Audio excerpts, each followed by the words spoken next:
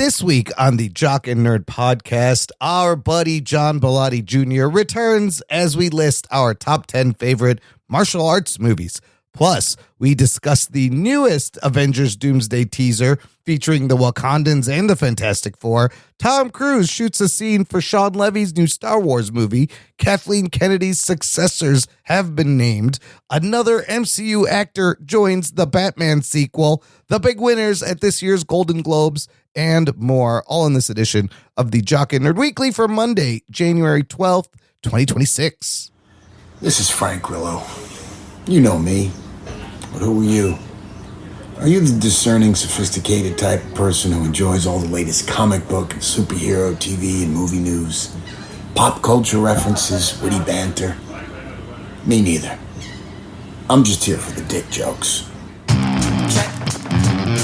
Check one. All right. This is for all you fans out there. Let's give it up. We chop it, we nerd it. We funny, disturb it. We chop it, we nerd it. We spoiler alert. Oh yeah, what's up? How's it going, listener? Thank you for pressing play and welcome to the Jock and Nerd Podcast, where we give you comic book and superhero TV and movie news, reviews, and whatever we choose. Jock and Nerd. My name is Imran. My name is Rug Boy. He's the Rug Boy. Oh, he's the nerd. Yes, the Jock is out doing official Jock duties. So filling in for him, he's back. You know him, you love him. It's John Bellotti Jr. How's it going, Bellotti? Your favorite unemployed movie technician is here. Yes. Again. We'll take it. Look. How did you make it happen? Like twice in like a very short time, Bellotti. I have a long hiatus between my jobs, and I'm fine with that.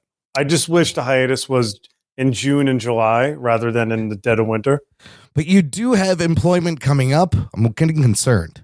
But that's the best time to travel, isn't it? You can go to like a tropical place and then it's a good point. I know. It's just I would be going alone because my wife would have to put in that's 6 months. Well, she'd have to put in 6 months earlier for a trip this time. But we already went to Japan, so we blew our whole vacation. Yeah. Oh. Well, look, always happy to eat up some of your time on this show here while you have it. Eat away. Yes. And we needed someone to fill in. Anthony was going to make it. So what's he doing, Anthony? Where is I don't know. I know he was at that big Bears game. And then I think he's in out west, out east. I have no idea. He's out of town. No, it wasn't a Bears game. It was a bear convention, if you know what I mean. Oh, it was that kind of bear. That kind of bear. Oh, boy. I think the Bears won. The Bears, they did. They won all right. It was a big deal. But this is not, even though it's Jock and Nerd, we don't have the Jock. We're going to talk about sports. We're going to talk about... Fuck that shit. Yes, fuck that. We're going to talk about dumb shit that doesn't matter. Let's get started. The Jock and Nerd Podcast. I will say, though, even though that Anthony's not here, he did give us a good idea for this show because I was out of ideas, so he's good for something. So the second half of the show, listener, you will be treated to our top 10 favorite martial arts movies. And I'm excited to hear your guys' thoughts and picks. But before we get there, fellas, got a bunch of news we got to catch up with. We haven't talked about any news stories in a couple of weeks. I wanted to start again with these Avengers Doomsday teasers, because by the time you hear this, listener, all four, maybe there's a fifth one, I don't know, teasers will have been released on the internet, on YouTube. There seems to be a pattern I noticed where one plays in front of Avatar, and then the second one is leaked immediately, and then the first one is put on YouTube proper. And every week, have you noticed this cycle has been going on? Then the new one will play in front of Avatar. Then the next one gets leaked. Seems contrived. Seems very coincidental. And so I have links to the three that have been released. The Steve Rogers one, the Thor one, the X-Men one. Finally, we can watch in high res. And then I found a link to the leak of the fourth one, which this is not a spoiler because by the time you hear this, it's going to be out. Features the Wakandans and the Fantastic Four. Geek boner. We'll give you a description of that. And I didn't know if that one was real, guys, when I put this in, and I come back to the link, and that video has been... Why did you think it was not real? You thought it was AI? Yeah, well, yeah, or fan-made, because this is the problem. When you go to search Avengers Doomsday teasers, you get a lot of crazy things, but I saw the description come out, and then I saw this leak, and I was like, this looks like it's the real thing. And I'm going to confirm it was the real thing, because going back to all those links, it has been pulled. It is no longer available. Like on Twitter, it's pulled. On YouTube, says video is no longer available. But I have a description. We'll talk about that. Bilotti, I want to ask you overall, are these teasers working for you? Not really. Not really. No, well, they spoiled the whole cast like months and months ago. So none of this stuff is really, it's not really doing much for me. I'm very intrigued. I'm definitely very intrigued by the movie. Like like the countdown, it's starting to get me a little excited, but the trailers aren't really doing much for me, to be honest with you. I mean, they had that chair stunt, which was interesting with a bunch of names, but now we're seeing more names that weren't in there. Like they're trying to tell us, look, Steve Rogers is going to be back. Chris Hemsworth as Thor's coming back. Look at all these X-Men. They got Patrick Stewart, Ian McKellen, and James Marsden as Cyclops. And then we'll get into the fourth one. Ruggs, have these been working on you at all? I'm still racking my brain as to why they have Robert Downey Jr. playing Doom. Yeah. And same here. And it doesn't make any sense. And I feel like either it's a desperate move and that people are going to go into this movie hoping that it backdoors some kind of way for Iron Man to be back. And for him to end up being Tony Stark as Iron Man at the end of this whole thing shake out. And when that doesn't happen, we're going to wonder why the fuck did they just have someone else play him? So it's one of these damned if you do, damned if you don't situations. So now we're looking at Schrodinger's Doom. Is he there? Is he not there? I can't see him in the box. Is he Iron Man? Is he not Iron Man? Is he a variant? Is he Tony Stark? A variant? Are we getting Tony Stark back? Fucking Robert Downey Jr. is going to be 75 years old by the time this fucking shit's over. The other interesting thing I've heard about these teasers is that all of this is like actual footage from the movie. They're just weird, but yet they don't really tell you anything, of course, because we are a year out from the movie. So let's just let me tell you about this fourth one, because I sent you guys this link hoping you would watch it before it got taken down, but it was taken down. This one is now playing in theaters in front of Avatar. And like I said, it features the Wakandans and the Fantastic Four. It starts with Shuri walking in the desert, and she's talking about everything she lost, her mom, her brother, her father. Then it shows Namora and Namor, remember, from Black Panther, Wakanda Forever, in Talokan, but it's like on land, which is very strange. I don't think they're underwater. Shuri, then you hear her say that she has duties. She has to prepare our people for the afterlife. And then M'Baku, Winston Duke, introduces himself as the King of Wakanda to the Thing from the Fantastic Four. And Ben says something like, Ben Grimm of Yancey Street. He's like, M'Baku, King of Wakanda. And then Ben's like, Ben from between Yancey and Delancey or something. And then it says, the Wakandans and the Fantastic Four will return in Avengers Doomsday. So we can confirm Namora is going to be in the movie. M'Baku's the King of Wakanda. The interesting thing was seeing the Wakandans meet Fantastic Four. Does that mean that ship at the end of Thunderbolts lands in the desert somewhere near the Wakandans and they find them? Shuri has a suit with like gold on it, kind of like Killmonger's suit. And people are speculating that Talokan has been drained of water or evaporated, and they're on dry land. I read something very interesting the other day. I don't know if it's a spoiler. I don't know what it is. So much stuff is coming out. Yes. And I think some of it's like I think Marvel or Disney they're definitely fanning the flames of this shit. Like they're building up hype. I don't put anything past these studios. If you remember, the studios took down all those like YouTube fucking AI trailers. Screen culture. But apparently, from what I read in like Deadline and Hollywood Reporter, was that they were taking money from those those channels. Oh, Yeah, no, they were in on it, and then they're like, "Hey, wait a minute, that's wrong." It's like that scene in Kingpin where he punches out Randy Quaid, yeah. because he was afraid the truckers were going to beat him up. But what I read was that ship in Fantastic Four, apparently Doom is going to be, he's going to come at them as some sort of benevolent force rather than a villain. Oh. And apparently he's on that ship with the Fantastic Four, because if you remember from the Fantastic Four, oh my God, what is the name of Latveria? Jesus. Yeah, he was missing. Someone said Bolivia. The Latvian delegate was missing. He was missing. So he's part of that world already. So that's the rumor, is that he's on that ship coming in with the Fantastic Four. Well, yeah, I mean, I think we know the Doom is from that universe with that post-credit scene, right? Where he's with the kid a couple years later. And there's a lot of kids in these. Well, 2 of the teasers have kids. Here's the other thing I heard from John Campea. Have you been listening to the John Campea show? Apparently, Campea has a source who has told them the whole plot of Avengers Doomsday. And now for a year, he's going to be like, well, I know, but I can't say anything. It's a little annoying, to be honest. Because like every show, it comes up that he knows what's going to happen. Yeah. But he can't say anything. So he thinks that by the summer, the whole plot's going to be out there somewhere. Because it appears a lot of people. If he knows, then there's loose lips and it's going to get out. Yes. A lot of people know so far. Well, the thing is, like, if you're friends with anybody that worked on set, like I found out about Stark dying and Black Widow dying. Yeah. Like, I think like 2 years before the movie came out. Oh, way before. Ooh. Oh, yeah. I knew someone that worked on set. He was like a technician, and he told me about it. And he's the one who also told me they were all moving out of Georgia too. So like, if people, and it sounds like a huge movie. So yeah, if the fucking craft service guy can be blabbing to his friend, and then true. John Campea knows the friend. You know what I mean? Yeah.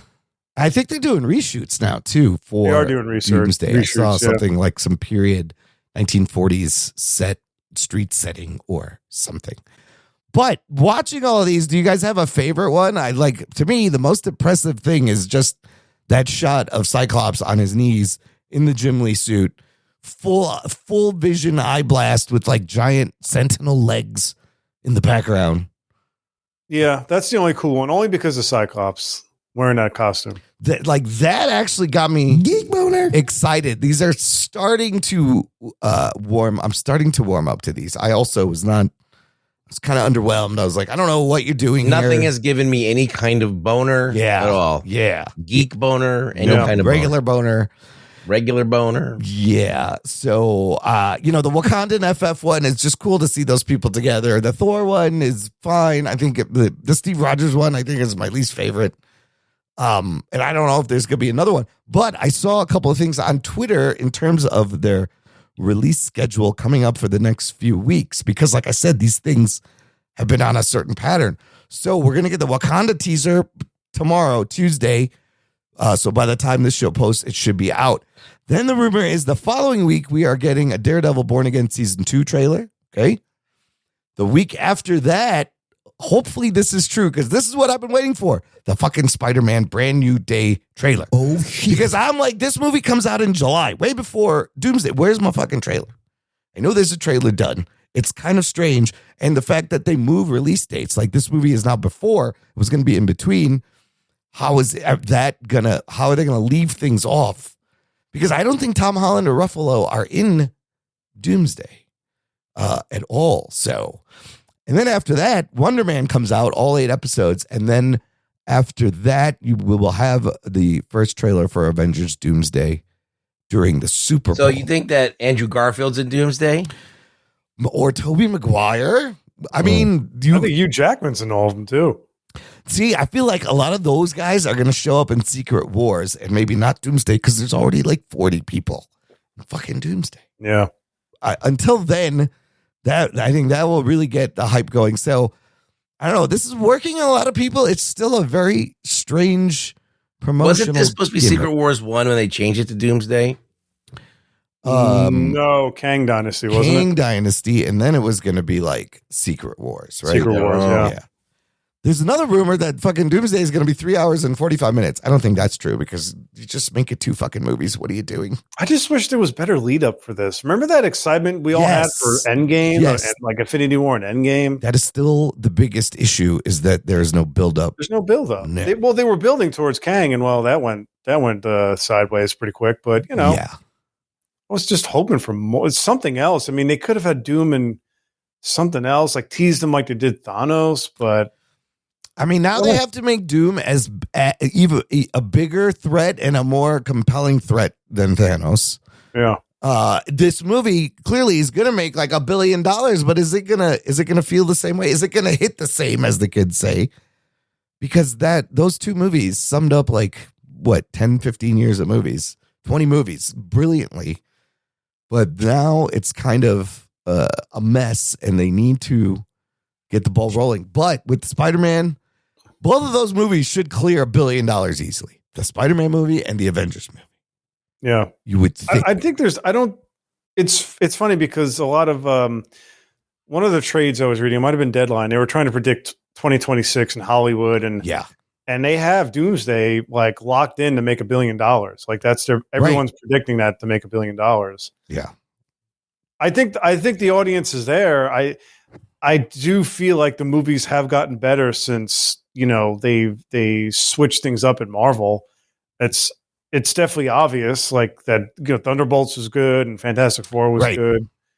So and Daredevil they course corrected, which was kind of unprecedented at the time, but it's gotten a lot better. So I think the audience is there, kind of like Harry Potter and Star Wars. It's just maybe the buzz is gone. I don't know. No, you do see the slow fixing from the Bob Chapek era, right? Now, where does Wonder Man fall into this? What do we think? Was this a Chapek thing they just finished, or will this continue? I think it might be a laugh, a fun little ride, but I don't think it's going to amount to a fan favorite or a new franchise or anything like that. Yeah, and I'm looking forward to Daredevil season 2 because, like you said, they fixed it. And you could see the back half was like different, and it finally kind of got to where they were going after they, rejiggered the whole thing they were doing. So now, if you start on better footing, that should work. Hopefully, I'm very excited for Daredevil season. Daredevil is my second favorite Marvel character of all time after Spider-Man. So I just want to see those 2 motherfuckers together. Like, that's all I want. I mean, we kind of saw it in No Way Home, but you know what I'm talking about. Yeah, like them sitting on the rooftop, just being themselves. That's all I want to see. I mean, if they're going to give us Spider-Man and Hulk and Punisher, like, you got to throw in Daredevil now. You have to. Yeah, because those 2 go way back. So, yeah, really still don't know anything about Doomsday. So the teasers are teasing until the Super Bowl. We will find out. Listener, let us know. Which teaser is your favorite so far? Is this working on you? Join this conversation. Join our Facebook group. It's called Jock and Nerd Nation. Jock and Nerd. Closed group just for you, listener. Link in the episode description. Okay, let's move on. Sticking with Disney, we're going to talk about Star Wars for a little bit. Got a couple of fun stories here. Did you guys see this story about from the New York Times? They interviewed Sean Levy, who's working on the Last Starfighter, which a lot of people are more excited for this than the actual next Star Wars movie, which is Mando and Grogu, which should be okay, but it does look kind of like an ad for toys. On the one hand, Last Starfighter, Sean Levy, New York Times interview, talks about how Tom Cruise visited the set, and then Sean Levy just let him shoot a scene for the movie, and he shot a lightsaber scene in the water, on the water. I'm not sure. This fun little story, but Bilotti, let me ask you, aren't there union fucking rules against this? Like, you can't just come in and pick up a camera, start shooting shit. No? I mean, he is in the union, right? Yeah, but don't you have to be like a cinematographer's union? I guess it's different. Yes, technically you do, but it's Tom Cruise. Yeah. You're going to say no to Tom Cruise? No, I guess you can't say no. He'll yell at you. Remember? He went viral for yelling at you. That's right. We're making art here. Let's be serious. No, I think people like him. I mean, yeah, there's a craft to it, but I'm pretty sure somebody like him would get a pass. He's using his Thetan powers. Oh, yeah. It was all for Xenu. Xenu helped him get in here. Anyways, it's there was a muddy pond, so like we'll know what scene it is, I guess. He also said Steven Spielberg stopped by to say hello. I think with the Ryan Gosling, so this tells me there's lightsabers and Jedis in this movie. Possibly, or maybe Sounds good. Maybe just find a lightsaber. We don't know. I am also looking forward to this because it's not Skywalker and it sounds like something new, even though it is after Rise of Skywalker in the timeline, something new for Star Wars, directed by Sean Levy, who he's a good director. He makes good, crowd pleasing movies. Clearly the studios love him because he comes in, he talks about how he always comes in under budget and on time. So I don't know. What do you got? You excited for either of these Star Wars movies? I feel like Sean Levy's a little half-baked. Yeah. I feel like he's fine. He's like a pop culture Ron Howard to me. Yes. Yeah, he's like a Brett Ratner without the being a pervert. That's also true. I mean, I think, he's about that. Yeah, that's pretty good. But is he the right person to resuscitate Star Wars and breathe new life into the I'm movie sure franchise? he'll make a entertaining film. Yeah. I don't know if it'll be good, but it'll be a popcorn movie. Yeah, for sure. I mean, like a lot of the stuff he's involved in, there's like a kid in it, right? So, and it's always heartwarming and a coming of age kid adventure. If you think of all like the Adam Project and Stranger Things, not so much. He did Daredevil, Deadpool and Wolverine, right? That was him. Yeah, and Free Guy, which is a Free Guy is kind of fun. And Stranger Things. He's one of he's one of the driving forces behind that. Kind of like Frank Darabont for Walking Dead, except without getting unceremoniously fired. Yeah, that's when the show started to suck. Is when they got rid of. Yeah, he was like their backbone of the show for even in the last season. He directed a bunch of episodes in season 5 of Stranger Things. Apparently, in this movie, you got Ryan Gosling and Flynn Gray as the kid. Matt Smith is going to be in this. Mia Goth, Aaron Pierre. And Amy Adams. Is it post Jedi? Return of the Jedi? Is it post Rise of Skywalker? It's post Rise of Skywalker. It's 5 years after the Rise of Skywalker, so it will be in the newest of the latest in the timeline. I hope it starts off with Ryan Gosling going, I just had a terrible dream that somehow Palpatine returned. That somehow Palpatine came back. None of that was true. And Kylo turns good, and then I don't know. Wow, I'm so glad that's over. And then he throws away a DVD of. That was a mess. Those 3 movies are a mess and confusing.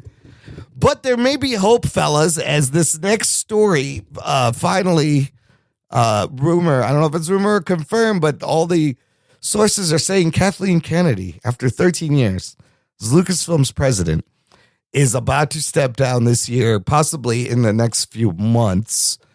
And they are saying they have picked, actually, this is coming from Matt Bellany of Puck News and the Town podcast, Dave Filoni and Lin-Wen Brennan, who is the current president and manager of Lucasfilm Business.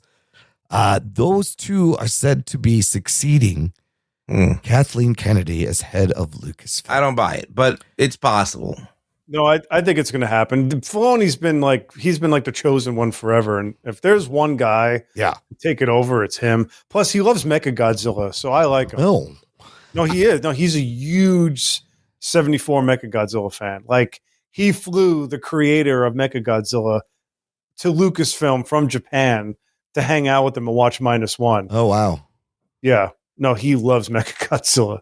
But no, I have a lot of faith in him. Yeah. I kind of wish it was. I think it's like 5 years too late. Honestly, I think it should just went to him. Yeah, and not Kathleen, because maybe we would not have gotten that sequel trilogy.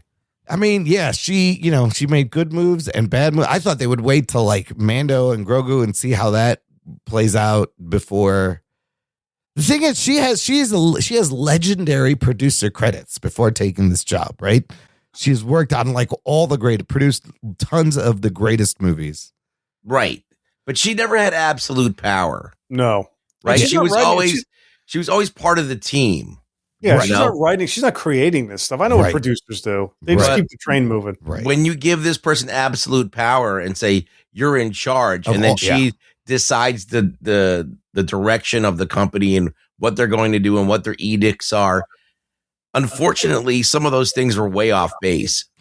So, Well, and she was firing people midway through shooting when the movie was done, replacing Yeah. them. There was a lot of those shenanigans. I mean, look, let me just say this: like running Disney's not easy. I mean, running Star Wars is not an easy thing. No, it's not. But I do think a lot of the decisions, like making things canon, making things not canon, getting rid of all the lore that was in the video games, in the books, and like just kind of like go blazing a new path. I think that was kind of like, whoa, like you have this whole built-in thing, and now you're just going to throw it out the window.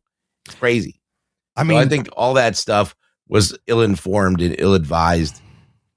But whatever. I mean, Dave Filoni, clearly he knows the lore, he knows the history, the mythology. I just hope everything isn't like a Ahsoka movie, because I know he loves Ahsoka. He created it. But I think it's going to be interesting putting him in charge with this other person to keep him balanced. Do you think that's going to work, Ruggs? Do you like Filoni's? Well, I don't think it has to do with anything with being balanced. It's just that he doesn't know business. Oh, right. He's a creative. Yes. So he'll be the creative end. Kind of So like it's you got the James Gunn thing. James Gunn, Peter Safran. So he will take care of the creative, and Lin-Manuel Brennan will take care of the business end, which, that could work. I don't know. It sounds too much like someone saw the Safran thing and Let's do applied that. it to Dave Filoni. Yeah. They're like, let's do that. I don't. So that's why I doubt it's true. But anyway. But I won't believe it until it happens, because these rumors of Kathleen Kennedy leaving have been for like the last 2 years, right? So I would be shocked, but at some point she's gonna have to move on. And I think it's the point is getting there. Okay, let's move on to some DCU news. This one is also kind of crazy. Matt Reeves, the Batman, continues to poach from the MCU, as everyone is reporting Sebastian Stan, Bucky, Winter Soldier, in talks to be in the Batman Part 2. Oh, shit. And I feel like he's going to be Two-Face, because ScarJo, the rumor came out that she is playing Gilda Dent, Harvey Dent's wife. He would make a good Two-Face. He could be somebody else, but I think it's 80% chance he's probably going to be. What do you Two-Face. think they're going to make him Harvey Dent, and then his wife is going to be Two-Face? They could do that. They could be like, they could switch it. They could make her more So evil. lame, but okay. I feel like they shouldn't have Two-Face in this movie. We've already seen Two-Face a bunch of times. Yeah. We could see They've never someone done Two-Face as friends with Bruce Wayne. Yes, correct. They've I never feel like they done never that. do that. I know in the cartoon and the comics yep. they were friends. I For mean, a not long time. best, not best friends, but they were friends, and I feel like they never really did that. Even in Nolan's movie, they didn't do that, right? He was just kind of No. shows up. He's combative. But yeah, you're right. If you look at the animated series and the comics, Harvey Dent and Bruce have been friends for a long time. You establish that, and then the tragedy happens.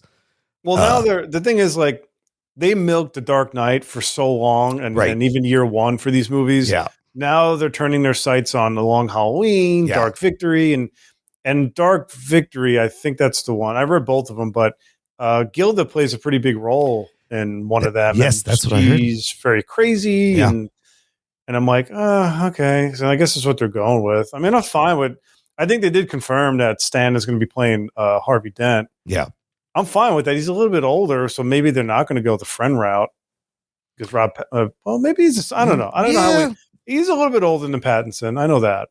He could play a peer, I think. Let's see. He's 43. And Pattinson's probably in his 30s. But they're also looking to cast Harvey Dent's father. It's going to be Pattinson's 39. They're not that off in age. They can pull it off. They can pull it off. There was those Brad Pitt rumors a while ago. I wonder if they're going to cast Brad as the dad, as the Dent's father. That would be interesting. But also Barry Keoghan's supposed to be back in this as the Joker in some capacity. So I don't know. They're mixing maybe the Long Halloween and some other storylines. It'll make $1 billion. You think? I mean, the first one, you're not a big Reeves Batman fan, are you? First one made $700 million. I mean, it's competently made. Yeah. But a little over long and It's a little, maybe wasn't my cup of tea. Maybe a little too long, but I like the take. I like the take on it, watching it again. It's not my favorite Batman movie, but I like it. But it's like a 70s like noir kind of feel, mystery. So it's grounded. So this Harvey Dent you can make grounded, or if you make her the crazy There's one. so many compromises. Why can't they just do it right? I know. Say that to myself. I agree. It's too grounded because you like one of my complaints was that you see Batman way too much. Like he's just there all the time. Like, oh, there's my car. Oh, there's Batman. There's Batman. Hey, Well, but it there's is the mailman. There's Batman. It establishes though that the criminals are, they get scared right away when they see the thing because this motherfucker could show up. Oh, anywhere. that intro was amazing. Right? That When he intro steps out of the shadows. And you're terrified of him in the boots, but then you see him so much. You're like, I'm not scared of this guy. The fucking Yahoo. Well, then when he walks into just like a crime scene, it's almost like Batman 66.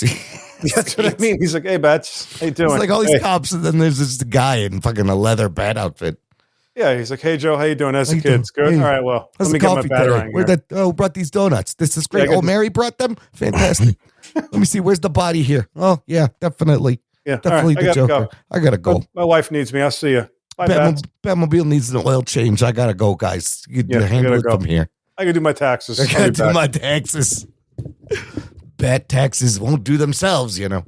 Oh, Bats. I mean, so it does limit him from going, some of the more fantastical things unless he introduces it right. But listen, the man likes to take his time making these movies, so Just the idea of a guy dressing up as a bat, beating up bad guys is just insane and crazy. Right. So you got to meet it at some kind of, Tim Burton took it one way, but that kind of works, right? It's fucking wacky and weird, and That's great. Joker calls him out for it, and but these people are like, they just take him seriously. So that's also kind of weird. Nobody's like this guy. But I grew up as a little kid watching Adam West, Right. and like the commissioner calling him. Yeah.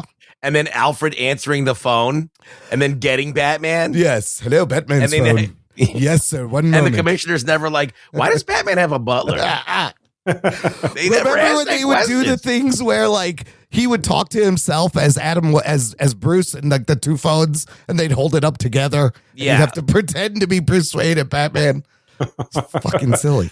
You know what the Batman reminds me of now that I think about it? I've done so many conventions as a vendor, Yeah. and I see these cosplayers that take this shit way too seriously. Yeah. I feel like I'm watching a cosplay movie. Like I a bunch mean, of people just yeah. dressing up as these characters, pretending to be. Remember, like after The Dark Knight came out, and every fucking jagoff was like pretending to be the Heath Ledger yes, Joker, Yes. and they were trying to be psychotic. Like, Yes. dude, hey Lloyd, go back to the office, you fucking loser. The Spirit Halloween version of Heath Ledger's Joker was That's what it everywhere. reminds me of. Yeah. So we'll see that movie. I don't know when this is fucking coming out. I got some Godzilla news, guys. This was a movie we missed in our most anticipated of 2026 because it didn't have an official release date. But Godzilla Minus Zero will now be in theaters on November 6th. Geek Boner. Yeah, that was, 2026. I'll go first here since obviously I'm the guy. Yeah, what do we know about this? I know I may have seen some stuff when I was in Japan, but I'm not at liberty to say. shit. I've Do seen you some know who he's fighting? I don't know that. No. Do you know when this movie takes place? Yeah, it's around the same time frame. Okie dokie. Because rumor has it that the two leads are coming back because apparently Oh, there was some sort of leak in the local newspaper or something, and they were like, "Oh, you're going to be like," I think they were looking for background extras, and they were like, "You're going to be acting opposite so and so," and that got pulled really quick. I was actually supposed to go to Toho to watch him film something, like to see him film Ultraman or Godzilla, oh man. and they were like, "Yeah, we can't because there's been so many leaks in Asia that they just shit. really locked down the studio." So I was taken to a black site. Oh my God. And I was shown some stuff, and I was like, "Oh!" And I guessed it right away. And they were like, "What?" And I said, "Yeah, is that for blah blah blah?" And the guy was like, pretending he didn't know what I was talking about. I'm like, "Yeah, that's what it And it was fucking cool. I didn't know they were going to drop this news on Saturday night or Friday night. Yeah. I was like, whoa, I knew it was coming out in November, but it's kind of cool. It's getting like a Godzilla Day release over here, which is great. When is Godzilla Day? Is that The 6th, November 6th. Oh, it is November 6th. Yeah, and it will open on Japan on the 3rd, it says. So 3 days after the Japanese By the opening. time that movie gets released, knowing the connections I have, I'll probably have seen it like 3 times by that point. Jeez, you know everything about You it. better call me. I want to get. Yes. I think you came last time. I don't remember. Sure. You did. Do you think they will spend a little bit more money on this or same kind of budget? No, they did spend more money on this. I know that. Because that man, whatever money they had, he made use of it, and the movie looked way more expensive than I think he had money. So that was very impressive.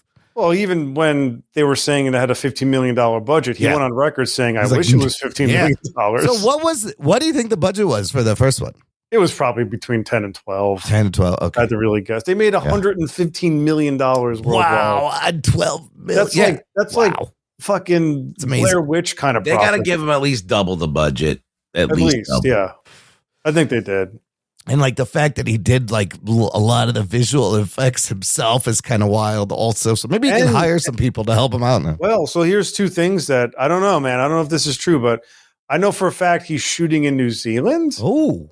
He's doing some pickup shots now, from what I heard. But the other thing is that Simon Pegg was in New Zealand. Oh. And he like mentioned Godzilla. So everyone's like, is Simon Pegg in the sequel? Oh my God, that would be kind of random. And well, I think after the first one won the Oscar, he got a lot of attention, and it would not surprise me. Yeah. If somebody was like, I love Godzilla, I'll take a massive pay cut just to be in this fucking movie. Yeah. They were like, somebody be I would fucking do that if I was like Robert De Niro. I need to be in this next movie. Yeah. Well, at least -1 was a great movie. And so, of course, if you're getting into a project that you know is probably going to be good. Yeah. So that's another one to add to 2026. It's going to be a banger year. But before we move on, let's talk about 2025 because did anybody watch the Golden Globes? They were on last night. I saw a couple of highlights. Billotti, what'd you say? I saw, same here. I saw a few highlights, but not. I watched the opening. Hosted by Nikki Glaser again, and she does a good job. She was funny. She can get away with kind of some of these. She really roasted some of them. Oh my God, she got away with a lot. I didn't see it. Is it as bad as Ricky Gervais? Because that was still my all-time favorite. No, but it was. Some of them she got pretty good. Like Ricky Gervais was like just mean, and she's mean, but she does it with a smile, and she gets away with more. I think my favorite joke was the one about Timothy Chalamet. What was that one? What was the joke? She goes, I saw Marty Supreme. She's like, Ricky, what's his name? Timothy Chalamet. Yeah. He's the only guy to actually gain weight to play a ping pong player. She's like, I think he gained like 10 ounces. Yeah, he gained like 60 ounces. The other good joke was like 60 ounces. Yeah, 60 The other joke was like, it's such an honor to be in a room full of A-listers. And by that, I mean people who are on a list that's heavily redacted. I was like, oh shit. Is 60 ounces like a Coke reference or something? I don't know. It's not a lot. Oh, okay. And then there was, of course, a Leonardo DiCaprio joke about him dating younger women. I saw that. That was a funny one. That's a good one. Here is kind of the highlights, and this ties into our last episode, our top movies of 2025. One battle after another. Sweeps 4 wins. Best Picture Musical Comedy, Best Director, Best Screenplay, and then Tiana Taylor wins for Best Supporting Actress. So that got a lot of awards. Hamnet upset Sinners for Best Drama. And then Jessie Buckley also took Best Lead Actress in Drama. So Hamnet, I think, in the Oscars is going to be now like number 2 or 3. Secret Agent from Brazil wins Foreign Language, and Wagner Moura wins Lead Actor. Timothy Chalamet, T-Shammy, wins for Marty Supreme, Best Lead Actor in a Comedy. Sinners gets the bullshit participation award that's called Best Box Office Achievement. Oh, fuck. Yeah, they just that sucks. This category is so stupid, and I'm so mad that they They gave it to Sinners because it deserved better, but also won Best Score for Ludwig Göransson, but missed everything else. That is ridiculous. Is that like a new category or something? Best cinematic or box office achievement is the category. Best let's not get people mad at us award. Yes, they're like, we'll make you happy. Look, they're bullshit awards, right? It's Hollywood Foreign Press. It's like a couple hundred random people, and nobody takes it seriously, but it's a fun distraction, and to watch fucking Hollywood jerk each other off, it's always a good time. Everybody was there. They were dressed up. On the TV side, Netflix Adolescence gets 3 wins. The kid won. This is his first gig, and he wins the fucking Golden Globe. And then Stephen Lang won for playing the dad, and The Therapist won. White Lotus didn't get anything. And then this was another new category, Best Podcast Award. But this is also kind of rigged because it's all the celebrity podcasts, and Amy Poehler's Good Hang wins. Whatever. Yeah, it sucks when famous people make a podcast. It's it's not fair. You're double dipping. Yes, it's not fair. Of course, they're gonna get all the fucking listens. It's like when they do like an animated movie voice or something. Yeah, or they start a band and they're really good and popular. It's like, wait a minute. These voice actors need work, people. You're taking their fucking jobs. A couple other highlights for me. Golden wins Best Song and K-pop wins Best Animated Feature. But yeah, One Battle took home a lot of awards. So that was great. Yeah. Great fucking movie. Paul Thomas Anderson was up there. And then when Hamnet went up, Steven Spielberg was with them. I guess he produced it. So look out for Hamnet in the Oscars. But yeah, it was fun. It was a fun fucking show. Whatever. Okay, let's finish up the news with some quick trailer reactions here, guys. There's a bunch of trailers I pulled for us to discuss. See if these are going to be any good. Let's start with this movie called They Will Kill You, starring Zazie Beetz, Patricia Arquette. I guess Zazie Beetz ends up in a hotel where they got to sacrifice people, and they're just essentially chasing her and trying to kill her. Some crazy action beats in there. Ruggs, what'd you think of this? This looks kind of fun. It reminded me of Ready or Not or The Hunt, which are movies where you have a female who is being hunted by people, and they just combine those two things. And but this one has like another spin on it. So with Satanists and stuff. So it looks fun. Hopefully it's as good as both of them. If it's like those other movies, the one I just mentioned, it should be a good time. Bellotti, what'd you think of this? There's some it gave me some Kill Bill vibes in some of the slow motion, but she has an axe that she lights on fire. That's fun. Yeah, it's cool. I like the axe, and I didn't watch it. I actually I gotta be honest, Emron. I missed this part of the notes. I didn't watch these 4 trailers, but I saw everything else you wrote. I must have zoomed past it pretty quick. I was looking through your notes. I did move them. You can watch them now as we talk about them if you want. Or I could just pretend I saw them and just go, yeah, that was cool. I will just cut around it or just play them as we're talking about them. Do you want to go watch them? No. Let's just fuck off. Next movie. Ruggs, you shared this one. This movie's called The Wrecking Crew. Who's in it? It's going to be on Prime. This one stars Batista and Momoa playing as buddy cops and brothers, and they kind of look like they could be related. It's like the 2 biggest fucking buddy cops you've ever seen. And Stephen Root's in here, and they got to find out who killed their dad. And it's like a Hawaiian adventure. Is it Hawaii? Is it happening in Hawaii? I don't know where they are, but I feel like it's happening in Hawaii. But because there's some they're in the boat on an island, but. Bro, there are some explosions and some car chases and helicopters exploding and shootouts. Morena Baccarin. Johnny, when I saw this, I sent it to Imran and said, instant classic. This either is going to be amazing or it's going to be horrible. And I'm there for it. I am so there for it. Either one. Either way, if it's terrible, I'll watch it. This will come out later this month, January 28th. But the worst thing it could be is just meh. Yes. But there's some fun hoping lines. It's really bad. I'm hoping it's either really terrible or it's fucking amazing. I mean, the chemistry between Momoa and Batista looks kind of fun. But again, with these streaming... This is going to be on Prime, though, right? This is Prime, but these streaming action movies, they're all hit or miss. Right. Sometimes maybe good, sometimes maybe shit. Like, there's that one that came out, Playdate, with Alan Richardson and Kevin James. How was that? The trailer looked okay. I heard it's terrible. I hear it's Nah, really I didn't bad. even bother watching. Yeah, Jacob Batalon also in this, Ned Leeds.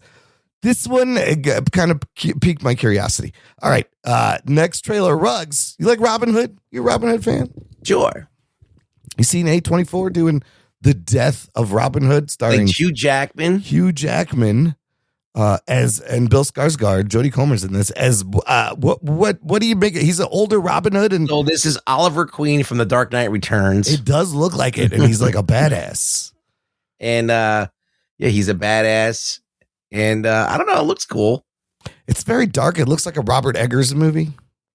Yeah, it could be. It feels like it could be like a Robert Eggers film, or just got the A24 / action vibes. It's weird. And maybe it's like Robin Hood not as a hero, but maybe as like an actual anti-hero, or various levels of, he's not just good, he's fucking killing people. I don't know. A lot of this reminds me of The Northman. I don't know. And then the last trailer. This got me intrigued. Oh, it did. This is for The Rip, Joe Right. Carnahan's action crime thriller starring Ben Affleck, Matt Damon. You also have Stephen Yeun is in this. Scott Adkins is in this. Kyle Hey, now. Chandler. This one comes out this Friday, January 16th. I'm there for it. Okay, so here's the thing. The trailer's interesting. What do you think the movie's about? Does the trailer tell you anything about I the think movie? it's about these guys who make all these drug busts, and they got the temptation of money. They make a bust and they find all this cash. They found like $20 million in cash, and They're constantly being like accused of taking shit, or under suspicion of taking shit. And so there's that, and the fact that maybe one of them did do it. right, corrupt cops. One of them Yes, is one of in them on it. That's is taking the money, and the Rip is the money. So he's like, you want to steal the Rip. But has Joe Carnahan made a good movie in a while? This is my other question. what was his last movie? His last movie would have been, it's called Not Without Hope, 2025. Never saw it. What about the next one? Then? Before that, Shadow Force, 2025. Nope. Before that, 2021's Cop Shop. Don't know. I saw Cop Shop. Oh, okay. It was all right. Frank Okay. Grillo's in it. Oh, You know. because before that, 2020, I didn't know he directed Boss Level. The other Frank Yeah, and I like that too. That's I a good kind of one. like Boss Level. So I mean, I haven't seen the other two, but maybe I should check them out. I think you got to go back to 2011's The Gray with Liam Neeson as like his last. And really- people love that movie. That is really like one of those good like movie. unsung hero movies. So he fights the dogs. Yeah, where he Wolves. fights wolves. Yeah, Wolves. and he's got the But glass. that's in not his what the hands. movie is about, though. Oh, I never no. saw it, but it was It's just always on my about list. surviving. Yeah, But he pulls like a Wolverine and puts glass between his fingers and shit. And he could have been a good Nice. older Like Wolverine. kickboxer. Yeah. Now, my only concern is, look, I thought maybe we could review this next week because it'll be out Friday. But every time I get excited for a Netflix action movie, outside of maybe Extraction, I am very disappointed. So, I don't know. I think it's more like a drama than an action movie, isn't it? Okay.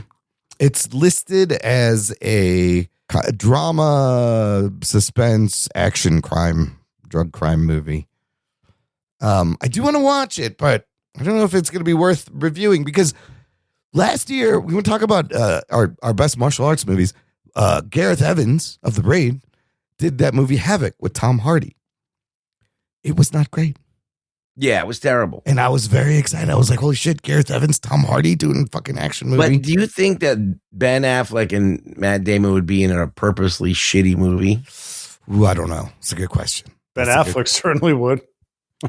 The Russo brothers gave us that fucking Gray Man with the Chris Evans and Ryan Gosling. That was also not great. Would they purposely be in a shitty movie? I don't know.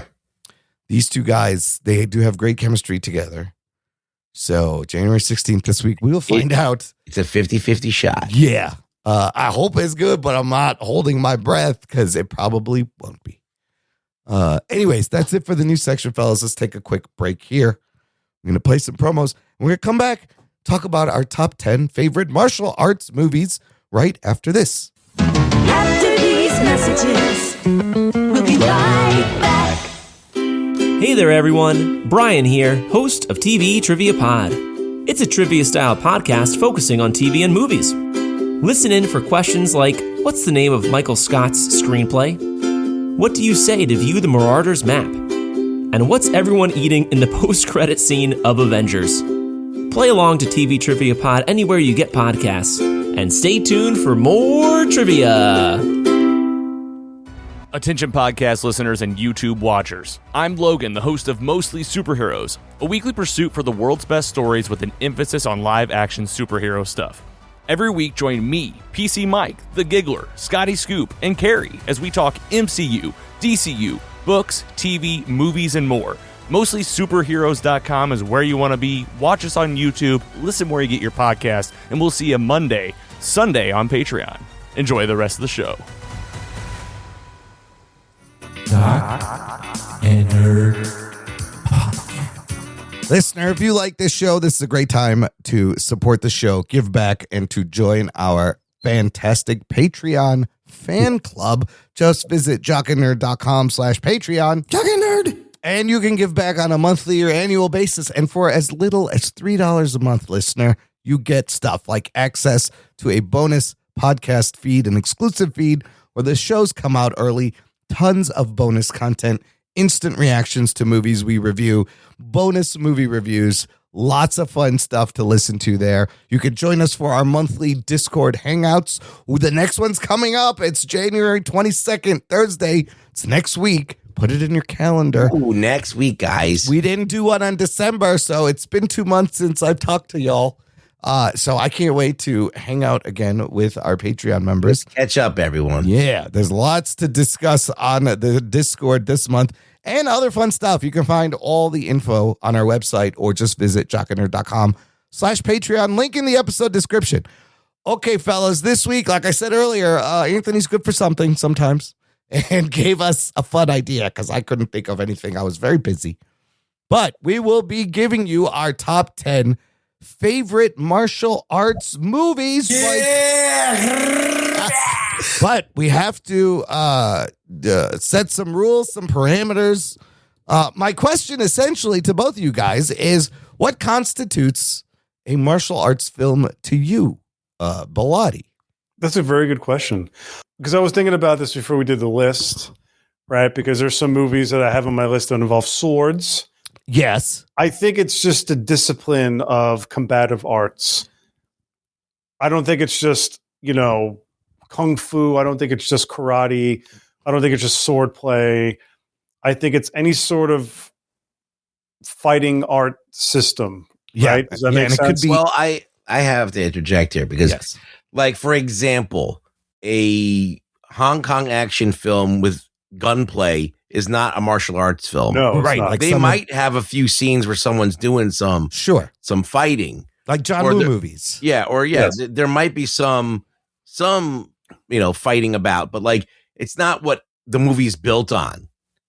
Like the movie's not built on fighting. Like these are movies that showcase martial arts, Right. and they're all built around martial arts. Like sometimes you could say that John Wick is not really a martial arts film. It's more like a Hong Kong action film that's but then all of a sudden in the later movies they've really bumped up the amount of martial arts, and now it becomes a martial arts film. Yeah, basically no guns. You can't have it's hand-to-hand fighting. Doesn't gun? I feel like there's subset genres under martial arts, It's like gun kata and stuff like gun that. fu, like Gun a kung fu, fu movie is a type of martial arts film, but I think samurai movies, so it can be hand to hand, it can be with weapons like swords or even guns.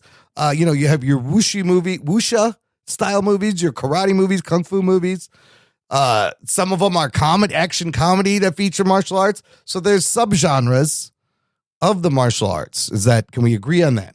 Yeah, I think everything but the guns, because there's not a lot of overlay with that. No, if it's just guns, like kind of like a hard boiled or something, right? Hard boiled is not Well, martial arts. That's just an action. I don't want to movie. give too much away, but let's say we talk about The Matrix. Yes. Matrix has everything. Yeah. So Well, is yes. that a martial arts film? That's action, sci-fi action. But I think it also is a martial arts movie. It It features kung fu. Yeah. I mean, Well, Yeah, I that's mean, what he made it says, so- I know kung fu, like in the fucking movie. That's Well- what made it so groundbreaking at the but time. did It it? was- And a bunch of movies were influenced by the Matrix, especially the Matrix 3, where they fight in the rain. Right. A lot of those kung fu movies are were kind of after the Matrix, were influenced by it. So I think it was kind of a Yen Wu Ping kind of revolved around. He came to America, got a big budget. Yep. Was able to do crazy shit in sci-fi, and that sci-fi edge came back into the Asian film market. So it was like kind of like a reciprocal thing. Yeah, exactly. It all feeds itself. And then as far as our own personal histories, I mean, I feel like you guys have probably seen more of the international martial arts films than I have. So my list is a little bit all over the place, but in terms of the amount of martial arts movies, what's your history with Bilotti? Martial arts? They used to come on the local, I think it was Channel 5 or Channel 11. They used to do a double feature in New York it was a Kung Fu movie and a Godzilla movie, which is nice. why I'm obsessed with Kung Fu movies and Godzilla movies. That was your whole It's childhood. called Kung Fu Theater. Oh. Is that what it was called? I don't remember. Yeah. But it was one and the other. So I grew up watching like the Shaw Brothers stuff, the Golden Harvest stuff, Bruce Lee, and that just continued. I studied Jeet Kune Do when I was like in early teens, and then I was watching mixed martial arts before the UFC was even like what it is now. Like when it was Royce Gracie locking a guy up for an hour and a half, and you were just bored out of your mind. Like I was watching all that shit, and I had friends that were they trained in wushu. My friend Scotty trained under Bosun Mark is Donnie Yen's mother. Oh. And he like trained in like that sort of circle. And then my friend George, his father owned like a prestigious kung fu school in Queens.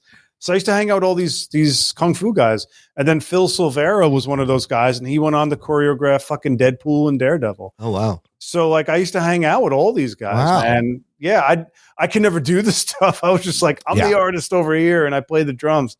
And those guys, like to me, it's like the way Scorsese is just the way he admires musicians, and because he can't do it, right? He has such a respect for it, and he puts it in all his films, and it's like a large part of his film, like a big aspect of it. And that's how I am with martial arts. Like I respect it. Yeah. And those guys, man, they go hard and they are full on athletes.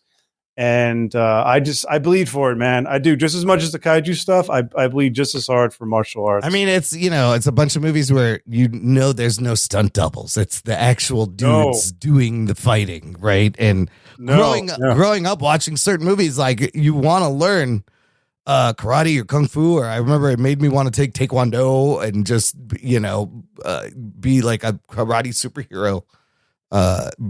But they were always on TV too. What about you, Ruggs? What's your earliest memories of? Well, watching? it was Kung Fu Theater. Yeah, that was on WPIX and Channel 5 and Channel 9. They all had different times that they would run these movies, and I didn't know what the fuck I was watching. I just knew I was like, I thought everybody was Bruce Lee. Like this is Bruce Lee. No, this is Bruce Lee. But because I didn't know, I just did. I was a little kid. I didn't know anything. But eventually, I had seen enough, and they were pretty bloody for a little kid to watch, and they didn't really edit a lot of it out. Some of these with the flying guillotines and shit like that. You see some shit, you're like, whoa. I just remember I love the Karate Kid. Right. That was like the first one. That was like my first major, like, okay, we've gone from Rocky to the Karate Kid. Yeah. And I remember the Kung Fu movies. I remember Bruce Lee. I always liked Kato from the Green Hornet and all that stuff. And then finally, I began the Ninja obsession with Snake Eyes from G.I. Joe. Oh, the Ninja Turtles. Storm Shadow. That whole ninja craze that happened in the 80s. That the ninjas really got me into the whole thing. And then I wanted to take karate. I wanted to do all this stuff. And then finally, when I was in college, the Jackie Chan thing started happening. Quentin Tarantino kind of focused the light on Jackie Chan, and In the 90s, yeah. And I was like, okay, now I'm going to Kim's Underground. I'm getting all the fucking movies I can get. Because I was like always in New York buying not DVDs, but first VHS tapes, then DVDs at Tower Records and shit like that. And they had them for like in the used bin. And I was buying up all kinds of action movies, Hong Kong action movies. And so that became part of the Jackie Chan obsession. Then I went into Jet Li. And then went Iron Monkey. Well, yeah, you're going to hear a lot of these names, right? Some of the notable people. It's funny how Bruce, even as a little kid, I was aware of Bruce Lee. He was so iconic and everywhere. Late 70s, early 80s. Like you just grew up seeing pictures of him and you just knew that was fucking Bruce Lee. I forgot to mention one major thing. So, we had the Rocky, we had the Karate Kid, and I forgot the bridge to everything, which is Van Damme. Yes. Van Damme. So Van Damme actually was the bridge until I got into Jackie Chan. I thought Van Damme was the man. Yeah. And then all of a sudden, Jackie Chan's that's the real deal. He can really move. He can really do crazy shit. And I became obsessed. So it's like, there's a lot of martial arts adjacent stuff, like, or I guess martial arts stuff that it was happening in my lifetime. It was always with me. Yeah, again, some of these people, I mean, we're going to hear Bruce Lee, Jet Li, Jackie Chan, Van Damme, Tony Jaa, Sammo Hung, Chuck Norris. Can't forget Chuck Norris. Oh, shit. Toshiro Mifune, Donnie Yen, Gordon Liu, Robin Shou, Wesley Snipes is also listed. And then there's a lot of women, including Michelle Yeoh, Cheng Pei. I can't say it. Cynthia Rothrock. Anyways, did you know the first martial arts film ever was released? It was a Chinese film, 1928, silent film called The Burning of the Red Lotus Temple. Yep. I did not know that. So, Bilotti, I feel like you have the most history and relationship to this. Let's start with your number 10. Wait, before we do that. Yes. I have to make a disclaimer. Okay. When we went to make these lists, like I couldn't just think of 10. Sure. I have a list of like 100. Oh my God. And it's impossible. It's impossible. Like, when you just mentioned a bunch of people, I forgot a bunch of these people that you just mentioned. Because I was like, I was thinking it's just too many movies. No, I had, for the record, I had a Toshiro Mifune movie on my list and I took it off because I went down this rabbit hole of like, let me refresh my brain with certain fight scenes on YouTube. And I was like, I forgot about this. I forgot about that. I will say the movie I took off was Samurai Trilogy 2. Okay. From Mifune, which is about Masashi Miyamoto. Upon rewatching it, it's all on HBO. It's part of the Criterion Collection. Mifune, I like him a lot. He's great. I love what he does. Yeah. He's not a martial artist. And like back then, they would just put a sword or a gun in like people's hands. It's like, you're going to be this, you're going to be that.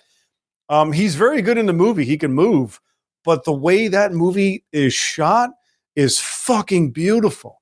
I forgot how gorgeous that movie looked. Every shot is like a painting. It's amazing. Man. So I just want to put that out there because I want people to go and watch these movies, this trilogy. And the guy he fights is Dr. Serizawa from Godzilla 54. Oh, no way. What's the trilogy called again? It's just called the Samurai Trilogy. The Samurai Trilogy. Yeah. It was like a Toho series. So there's like Toho guys in the movie. So you see like guys from the Godzilla movies, but just like I said, they don't fucking make movies like this. I just watched Last Samurai Standing. Yes. I'm like, it looks like a fucking Netflix show. Well, like, it is a Netflix show. And then you watch the Samurai Trilogy and you're like, this is art. Like, this is like, this is dead. Like, they don't do this anymore. Well, hopefully the other aim of this is to turn people on to some martial arts movies they may have never heard of or seen. That was the goal with my list. Nice. So before we all go, can we just tell me how you curated your list?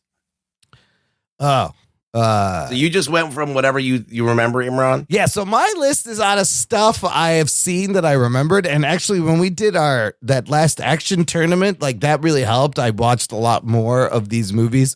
So I just rattled off like movies that I really like that stuck in my head that featured martial arts. There's some international ones, but there's some Hollywood ones also kind of mixed. So my list, everybody might have seen. How did you make your list, Ruggs? I was just like, because there's so many great kung fu movies or martial arts films or whatever you want to call them. But but I went with the ones that I think that everyone should see, or my personal favorites kind of mixed in there. So some of them are like just like genre or era defining movies that like either brought a new star in or influenced everything coming after. So there it. you go. Yeah. No, I have a couple of those too. And a kung fu movie is it's a genre of a martial arts film. So that's right. Bilotti, how did you make your list? Kind of similar to Rug Boy, but I wanted to, like, what I ran into was like, okay, like Jackie, right? Like he's definitely on my list. He's probably on all of our lists. Yes. But like Police Story, right? Yeah. Amazing ending. The movie is just, it's not unwatchable, but it's not a fun watch. Like the beginning is great through the shantytown. Yeah. And the ending is just, it's mind blowing. Yeah. It's crazy. But to get to that, and you're trying to the most like, holistically good movie. Yeah. Like so I tried to go for like iconic movie, iconic fight choreography, iconic actor, people who movies I think that I think people should see. Like Crouching Tiger's not on this fucking list. I'm sorry. Like that's not on my list. And none of the police stories are on my list. Oh, you're not going to like my list then. That's for sure. Well, no, that's the thing. Cause I knew out of all of us, like you would probably have the most, like, you know, the most general, like broad kind of list, like the one that like, right. And I figured Rug Boys would be in between mine and yours. I think yours is going to be probably the most precise, like detailed list that are like niche things. And I think mine's a little bit more general. I think Imran's is going to be more general than mine. No, so this is going to be interesting. We'll have a little bit of everything covered. But I did try to include like one movie from each of the greats in there. Some of it I had to double up just because. And then I watched a bunch of like videos on YouTube and a lot of these movies I hadn't seen. So I just had to pick. But now I have like a list of movies I need to watch. But I just had to pick stuff that I had watched. So, okay. All right, let's go. Let's start the round robin, Bilotti. Number 10, what do you got? Fist of Legend, starring Jet Li, which is a remake of the Bruce Lee film, The Chinese Connection, or Fist of Fury, as it was known in Hong Kong. We got a Jet Li movie in here, 1994. Tell us about this movie. Well, it's basically it's just a remake of Fist of Fury. It's Jet Li plays Chen Zhen. He studies in Japan. He comes back, finds out his teacher died in battle. Turns out his teacher was poisoned by the Japanese, and then he goes on a fucking vengeance, just an acts of vengeance against the Japanese, and it all culminates with an epic battle against Jet Li versus Billy Chow, very prominent kickboxer at the time in Hong Kong. Oh wow, yeah, and it's directed by Gordon Chan, and I believe Yun Wu Ping of The Matrix fame did the fight choreography. Is that do you think is this like Jet Li's best movie? No, okay. I know that his best movie's on my list. Okay, but it's my favorite movie from him. Okay, I'll just add Fist of Legend free to watch on Tubi right now. And it's brutal. It's brutal choreography. Like he fucks people up. Like before Tony Jaa was breaking bones, like this guy was doing that. Damn. All right. Ruggs, number 10. I feel like I'm going to steal an Imran one right here because I started very broad. I mean, my whole list is pretty broad, but I'm going to say Kill Bill. Oh, yeah. Wow. It's on my list. It's higher up, though. Yeah, I put it at 10. Yeah. I feel like it is the American absolutely martial arts film of its time. And it does borrow from the Shaw Brothers and Golden Harvest and all that stuff very heavily. I mean, he's ripping it off, like, pretty much. Yeah. Isn't her yellow suit, like, inspired by Bruce Lee? Yeah, it's all a homage. It's a big homage to. But, yeah, it is, number one, has very high cachet. It just got released a couple of weeks ago, right? Yeah, the whole bloody affair. Yeah, so I feel like it's still in the zeitgeist. I think absolutely. You have to mention it. So it's his love letter to fucking kung fu movies, and it's bloody, and it's amazing. It's great. Yeah, she's a fucking assassin. All right, it's on my list, but my number 10, and we can argue whether this counts. I'm gonna put it's a new one. Everything, Everywhere, All at Once. It has fanny pack kung fu. It's got Michelle Yeoh, who is still kicking ass. And I love this movie. Would you consider it a martial arts movie? I consider it a movie that has martial arts in it. Okay. Not necessarily a martial arts movie. Yes. I'm on the fence about it myself. I could go either way. I mean, it's action, it's sci-fi. It does have martial arts in it.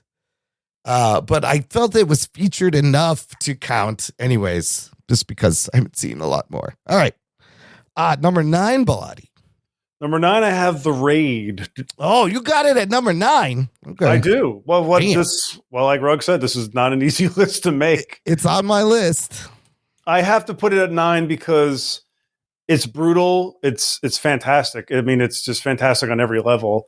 The acting it's there. It's very workmanlike. It's, what happens when you put a martial artist with no acting training in a movie. Yeah.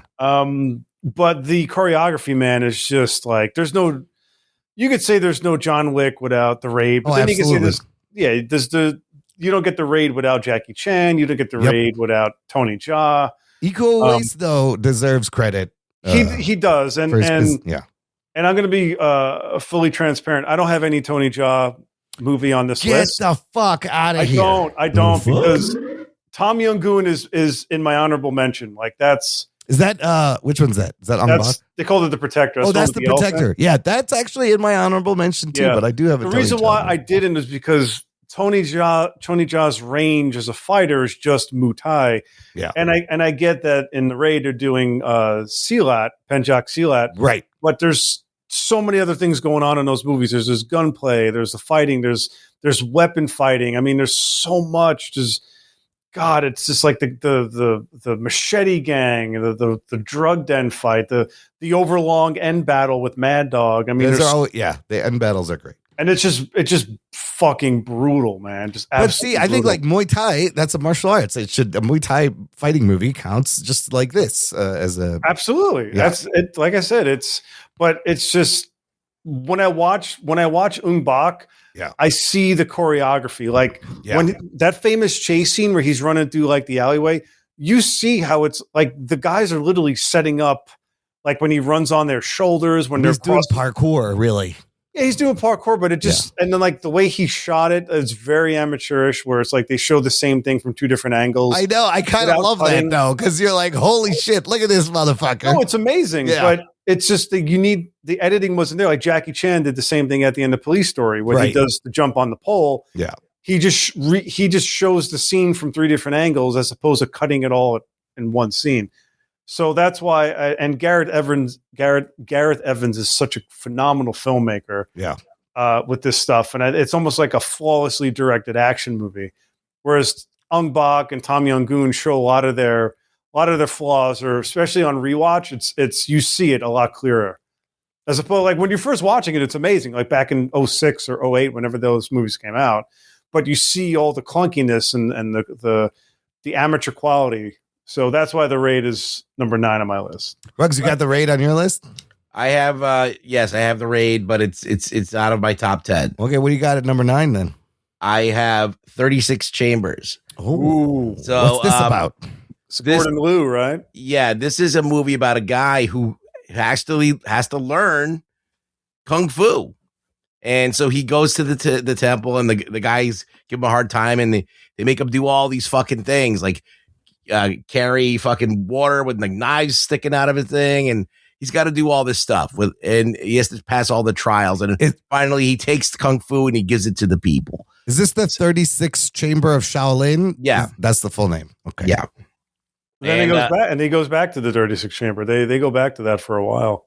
Yeah. So, and this is like one of the old school movies. If you want to learn about kung fu and like the mystique of it, it's kind of all wrapped in there. So it's like it's a good one to kind of get the feel of the 70s. You know? Yes, 1978 it came out. So I feel like it's a good piece to get that era. I feel like it tells you a lot about how they feel about kung fu in the 70s and how they're looking back on it and everything like that. It's all kind of, it's a statement piece. I don't know if it's got the best martial arts in it.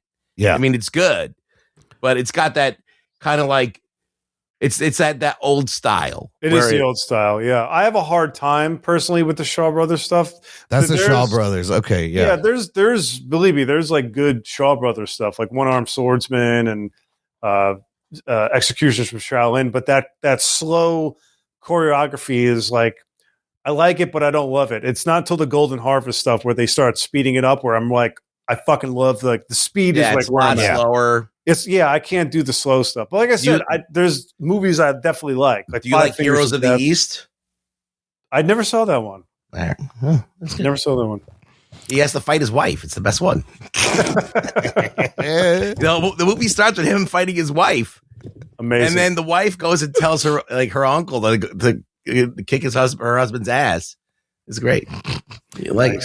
My number 9 is John Wick. I just put John Wick. This is the John Wick series. But and just like we discussed, there's gun fu, but there's a lot of martial arts you see Keanu doing. You have a lot of the similar choreography inspired from all the other movies, right? So that counts. Is it a martial arts movie? I put it up there. I mean, it's like 50-50 with the guns and the martial arts. But just the wide shots and the long takes of him actually fighting. I think the second John Wick has got the best choreography. Yeah. Really? I put 4 because of Donnie Yen. Yeah. Well, yeah, then, yeah. Yeah, I give it to Donnie. Mostly him and his giant ego. Whoops. Donnie Yen was great in that. He is fucking one of the best. Yeah. Ever. He is. No, he is. He makes up most of my honorable mention list. Number 8, Bilotti. Once Upon a Time in China, starring I've heard this. Directed by Choi Hark. It's also on HBO Max, part of the Criterion Collection. Yeah, so this movie, it's Yun Woo Ping. Okay. This is Jet Li's major breakout role. Like, this is the one that got him Lethal Weapon 4 and all his fucking crappy American movies.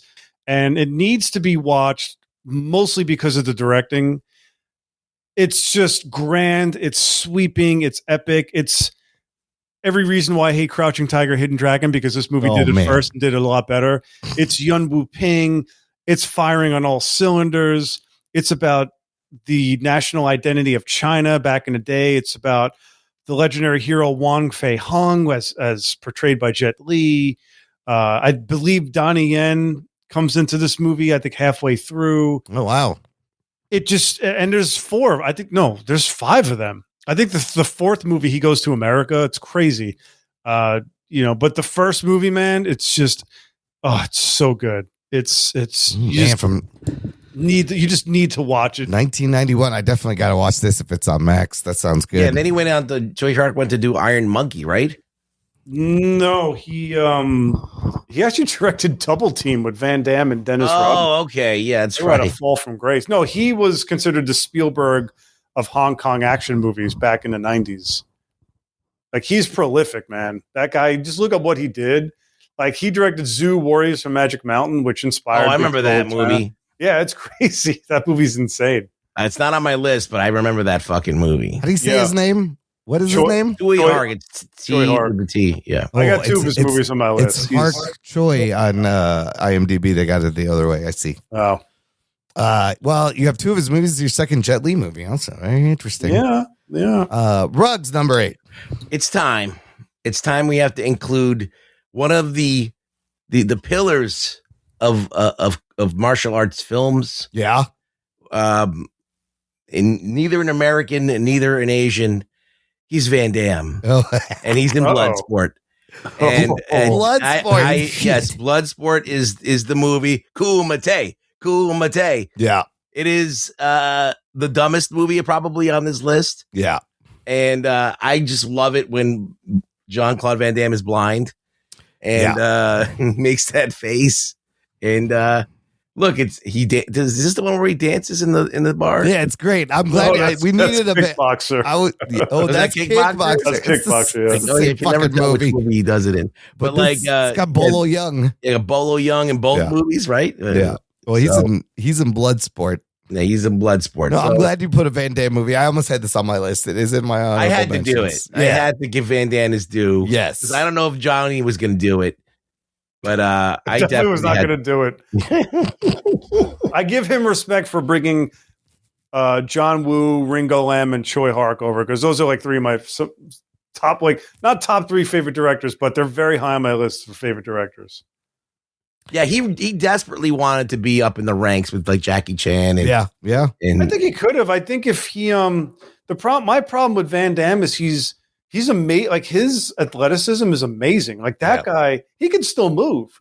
My problem with him is his choreography. His best choreography was No Retreat, No Surrender, because a Hong Kong action guy choreographer came over. And if you watch Double Team, his choreography is good because Sammo Hung did the choreography for that movie. But all his movies, it's all slow motion. It's all like slow moving fighting, and it just doesn't really do anything for me. But the splits, you got to have. Like I said, it's amazing. He can move. I just think he was working with the wrong. I feel like for an era, Jean-Claude Van Damme was martial arts in America, so I feel like I have to. Yeah. I don't have any Chuck Norris's on my thing. Right. And it would have been synonymous, similar in the 80s. Well, let's be honest. Van Damme has a better ass. He's got better abs. More aesthetically pleasing to look at. He's in a little better shape, maybe. A little better shape. No body hair whatsoever. Yeah. Yeah, but when Bruce Lee rips his chest hair off, it's fantastic. And then he shaved after that. Yes. And then he's like, never again. This is vulnerability. Exactly. My number 8, again, it's an American movie. I got to put it in here. It's a sports movie. It's a coming of age movie. It's a martial arts movie. The Karate Kid. We all love it. That's a great one. And it is, martial arts is the main, of course, heavily featured in the plot. And it's the movie that made every little kid in the 80s want to fucking take karate lessons. Yeah. It had a huge cultural impact. Yeah. Massive impact. See, I like these lists. I knew this is exactly what was going to happen. Yes. I was going to be fucking lost in like the super niche. And this is great. I love it. It's well-rounded for everyone. So yeah, fantastic. All right, Bilotti, number 7. I guarantee this is not on either of your lists. It's a movie called Pedicab Driver, directed and starring Sammo Hung. So in Hong Kong, there was the Peking Opera where Jackie Chan trained, right? And they had these guys. It was called the 7 Little Fortunes. It was 7 of these performers, and the top 3 were Jackie Chan, Sammo Hung, and Yun Bu. Jackie is the biggest star. He had like the best action scenes, but Sammo Hung was the best filmmaker, while Yun Bu was the most acrobatic out of all of them. And all 3 of them delivered banger movies. But Pedicab Driver is a masterpiece of choreography, directing. It's basically a Romeo and Juliet story. Oh. And Sammo Hung is sort of in the middle because like one of his pedicab drivers is falling in love with this girl, and then he has to basically fight for the both of them. And the choreography in this movie, man, it's fast, it's furious, it's brutal. Everyone needs to see this movie. And this is another one that I believe, I don't know if it's on HBO Max, but I know the Criterion finally got their hands on this film, and like they're starting to discover Sammo Hung movies. So that's why I have 2 of them on my list, because he's so underrated because Jackie got all the attention, and Sammo was the big fat guy. That's what he was. If you see him, you're like, oh, he was martial law with Arsenio Hall. He needs way more recognition. So I'm so glad Criterion got their hands on this movie. So this would be in the genre of like Jackie Chan, like martial arts comedy. A lot of humor. Yes. Yeah, this movie definitely had a lot of comedic elements, but also a lot of tragic elements as well. Okay. Oh, Pedicab Driver. Yeah, did not expect that. 1989. Ruggs, what's your number 7?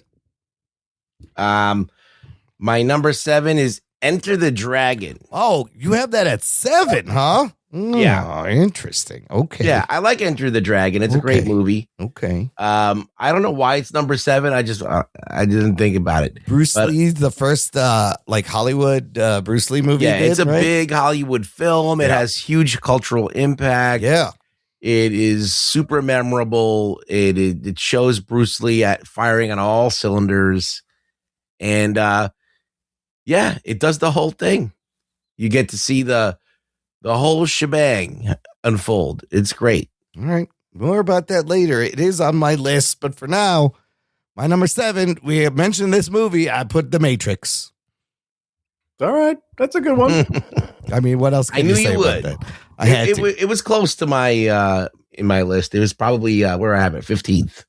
Yeah, so Keanu's the only one I repeated. So there's 2 Keanu Reeves movies, but him getting into the role of Neo and learning. And again, he said, I know Kung Fu, a little bit of Gun Fu, a little bit hand to hand.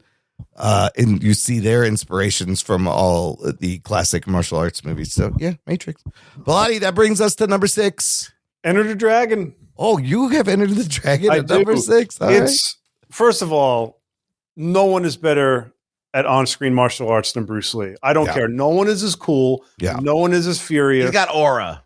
He's got it. He's got the it factor that no one else has. Like the dude from The Raid, Amazing Fighter, does not have it.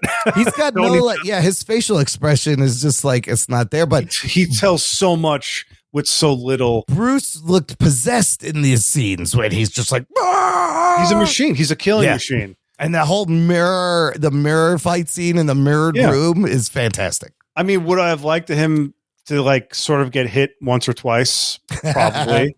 I think the way the dragon fight scene is like, actually, no, that's a lie. My favorite Bruce Lee fight sequence is the unedited, unearthed Game of Death footage that they found in a fucking vault. Oh shit. And go like, and I talked to the guy that found the footage.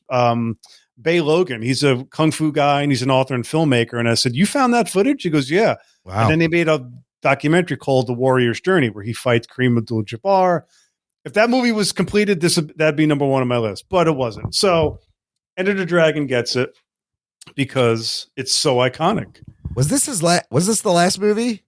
He died right after making it. He died. Right? Yeah. He was making Game of Death and then he's making Game of Death. And then this came out. Yeah, and then he was going to go back to it, but then he fucking died in his horse apartment. Yeah, the Enter the Dragon comes out in 1973. Yeah, that's the one that is the movie that put martial art movies into the lexicon of Hollywood forever. Like that, without that movie, you have Five Fingers of Death. Like, you don't have Hong Kong Phooey without it.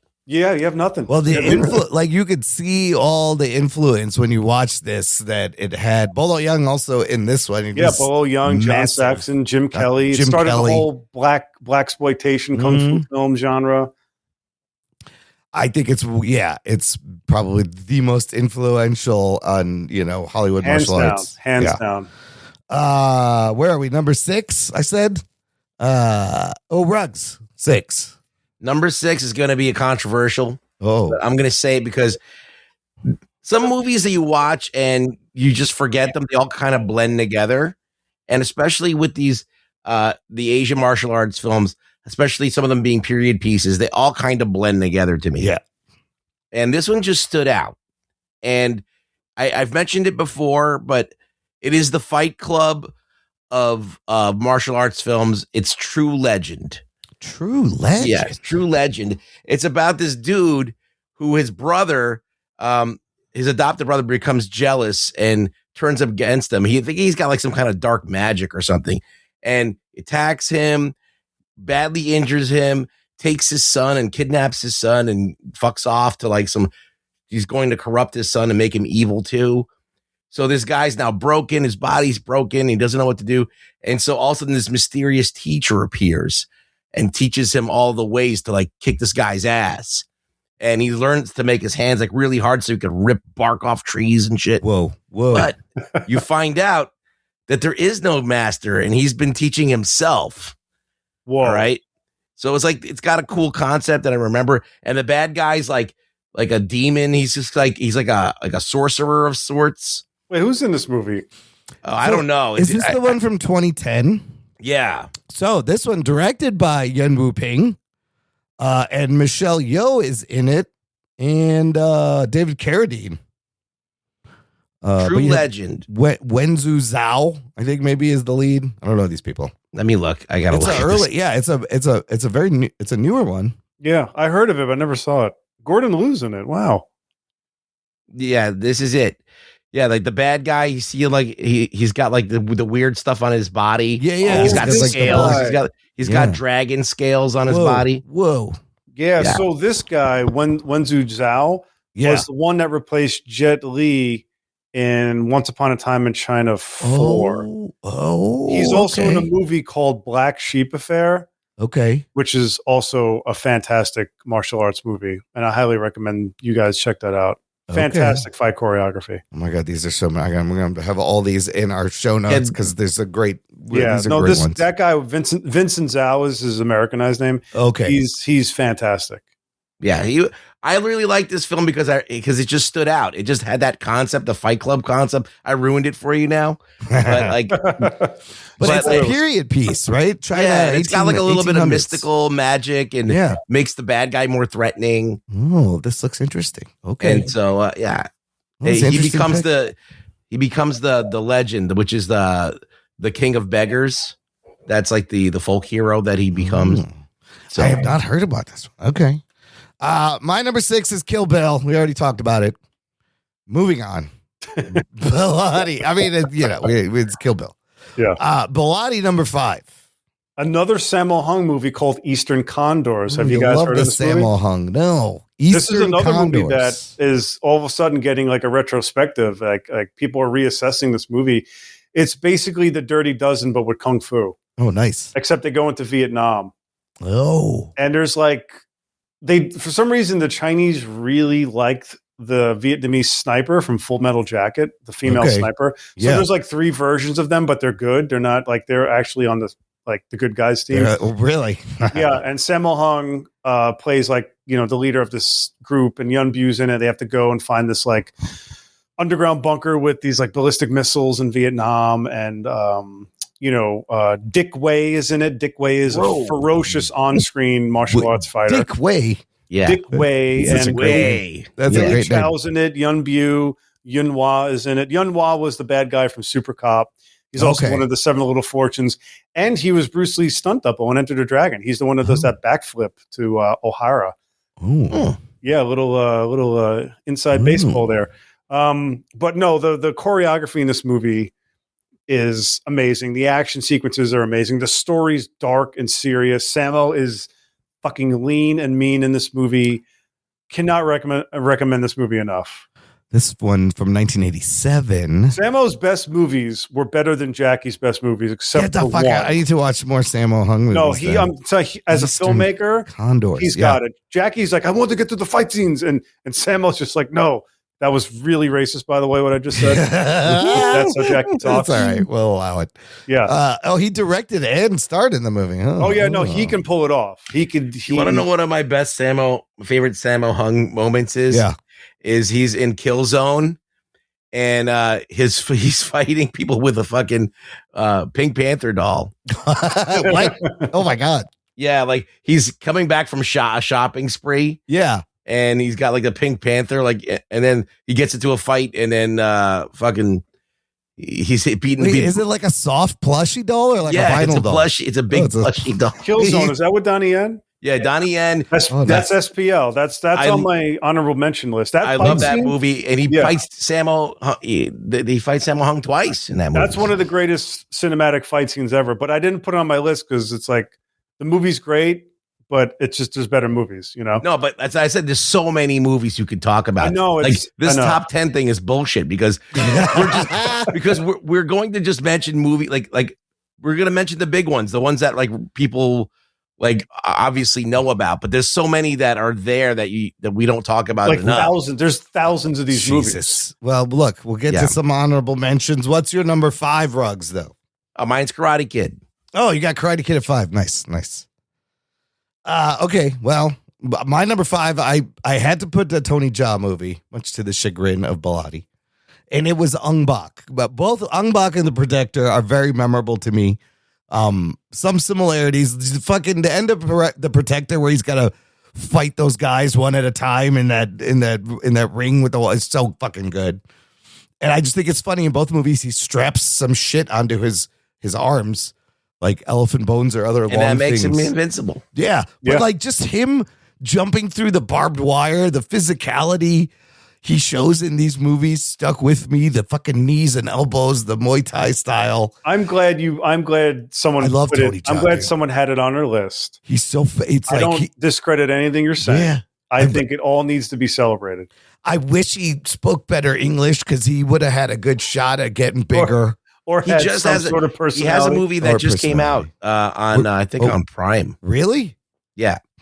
Well, we saw him with Eco in that last Expendables movie, and they were in there for like 2 minutes. I watched a little bit of it. I fell asleep to it, but it wasn't that it's bad. not good. He was also in a movie called Triple Threat with Eco. It was Tony Jaa, and I forgot the third guy. I think it was Wu Jing, who's like and Scott Adkins. And Scott Adkins, yeah.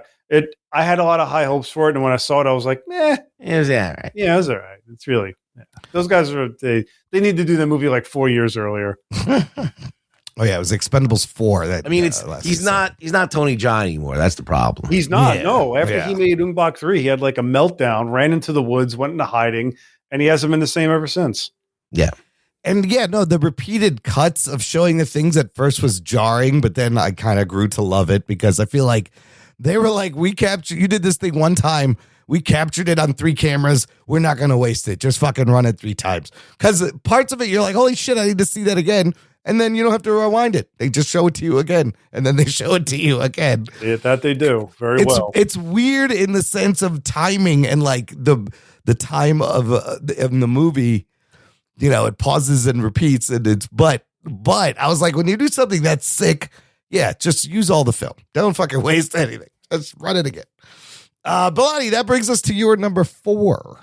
13 Assassins. Oh, you know what? I also had this on my honorable mentions. And this was one I caught when we were doing our action tournament. And I really liked 13 I needed Assassins. a Japanese movie. I love, look, Kurosawa, Seven Samurai, Yojimbo, Throne of Blood, Sanjuro.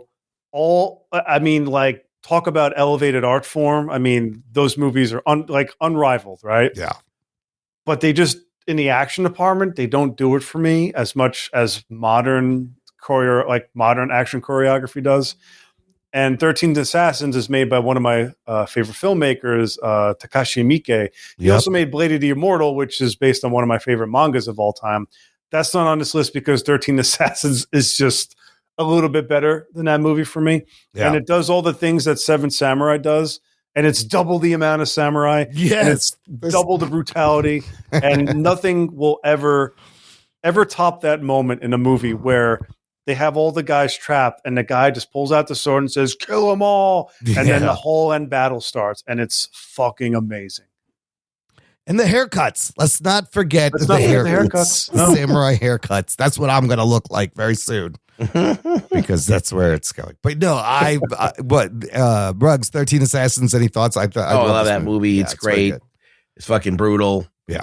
And it's got a good story, which is not a lot of movies have that. Exactly. It's a good movie. It's just a good movie. I got to watch it again now. Yeah, when I watched it, I was like, I really do need to watch it. I was like, I can't believe I've never seen this. It's fucking amazing. Ruggs, you're number 4. Okay. So I had to pick a Jackie Chan movie. Yeah. And that's hard to do because he's got so many fucking movies. Yeah. And I like bits about every. I'm like, is it Wheels on Meals or which one is it going to be? Is it going to be fucking Rumble in the Bronx? Which one is? So I picked movies that I thought had very memorable fights. Yeah. And I picked Drunken Master too. Okay, that's a good one. That one comes up a lot in these lists. And I have, That's a good one to pick. That's on my list too. I'll get into it. Oh, like I love the scene where like his stepmom is like throwing fucking alcohol at him and getting him drunker so he could show off his kung fu. And then that's the first time I ever saw drunken the drunken martial style. arts. Yeah. So I feel like it was iconic because I've seen Jackie Chan do all of this other, but this drunken thing, that was a new thing. That was a different thing.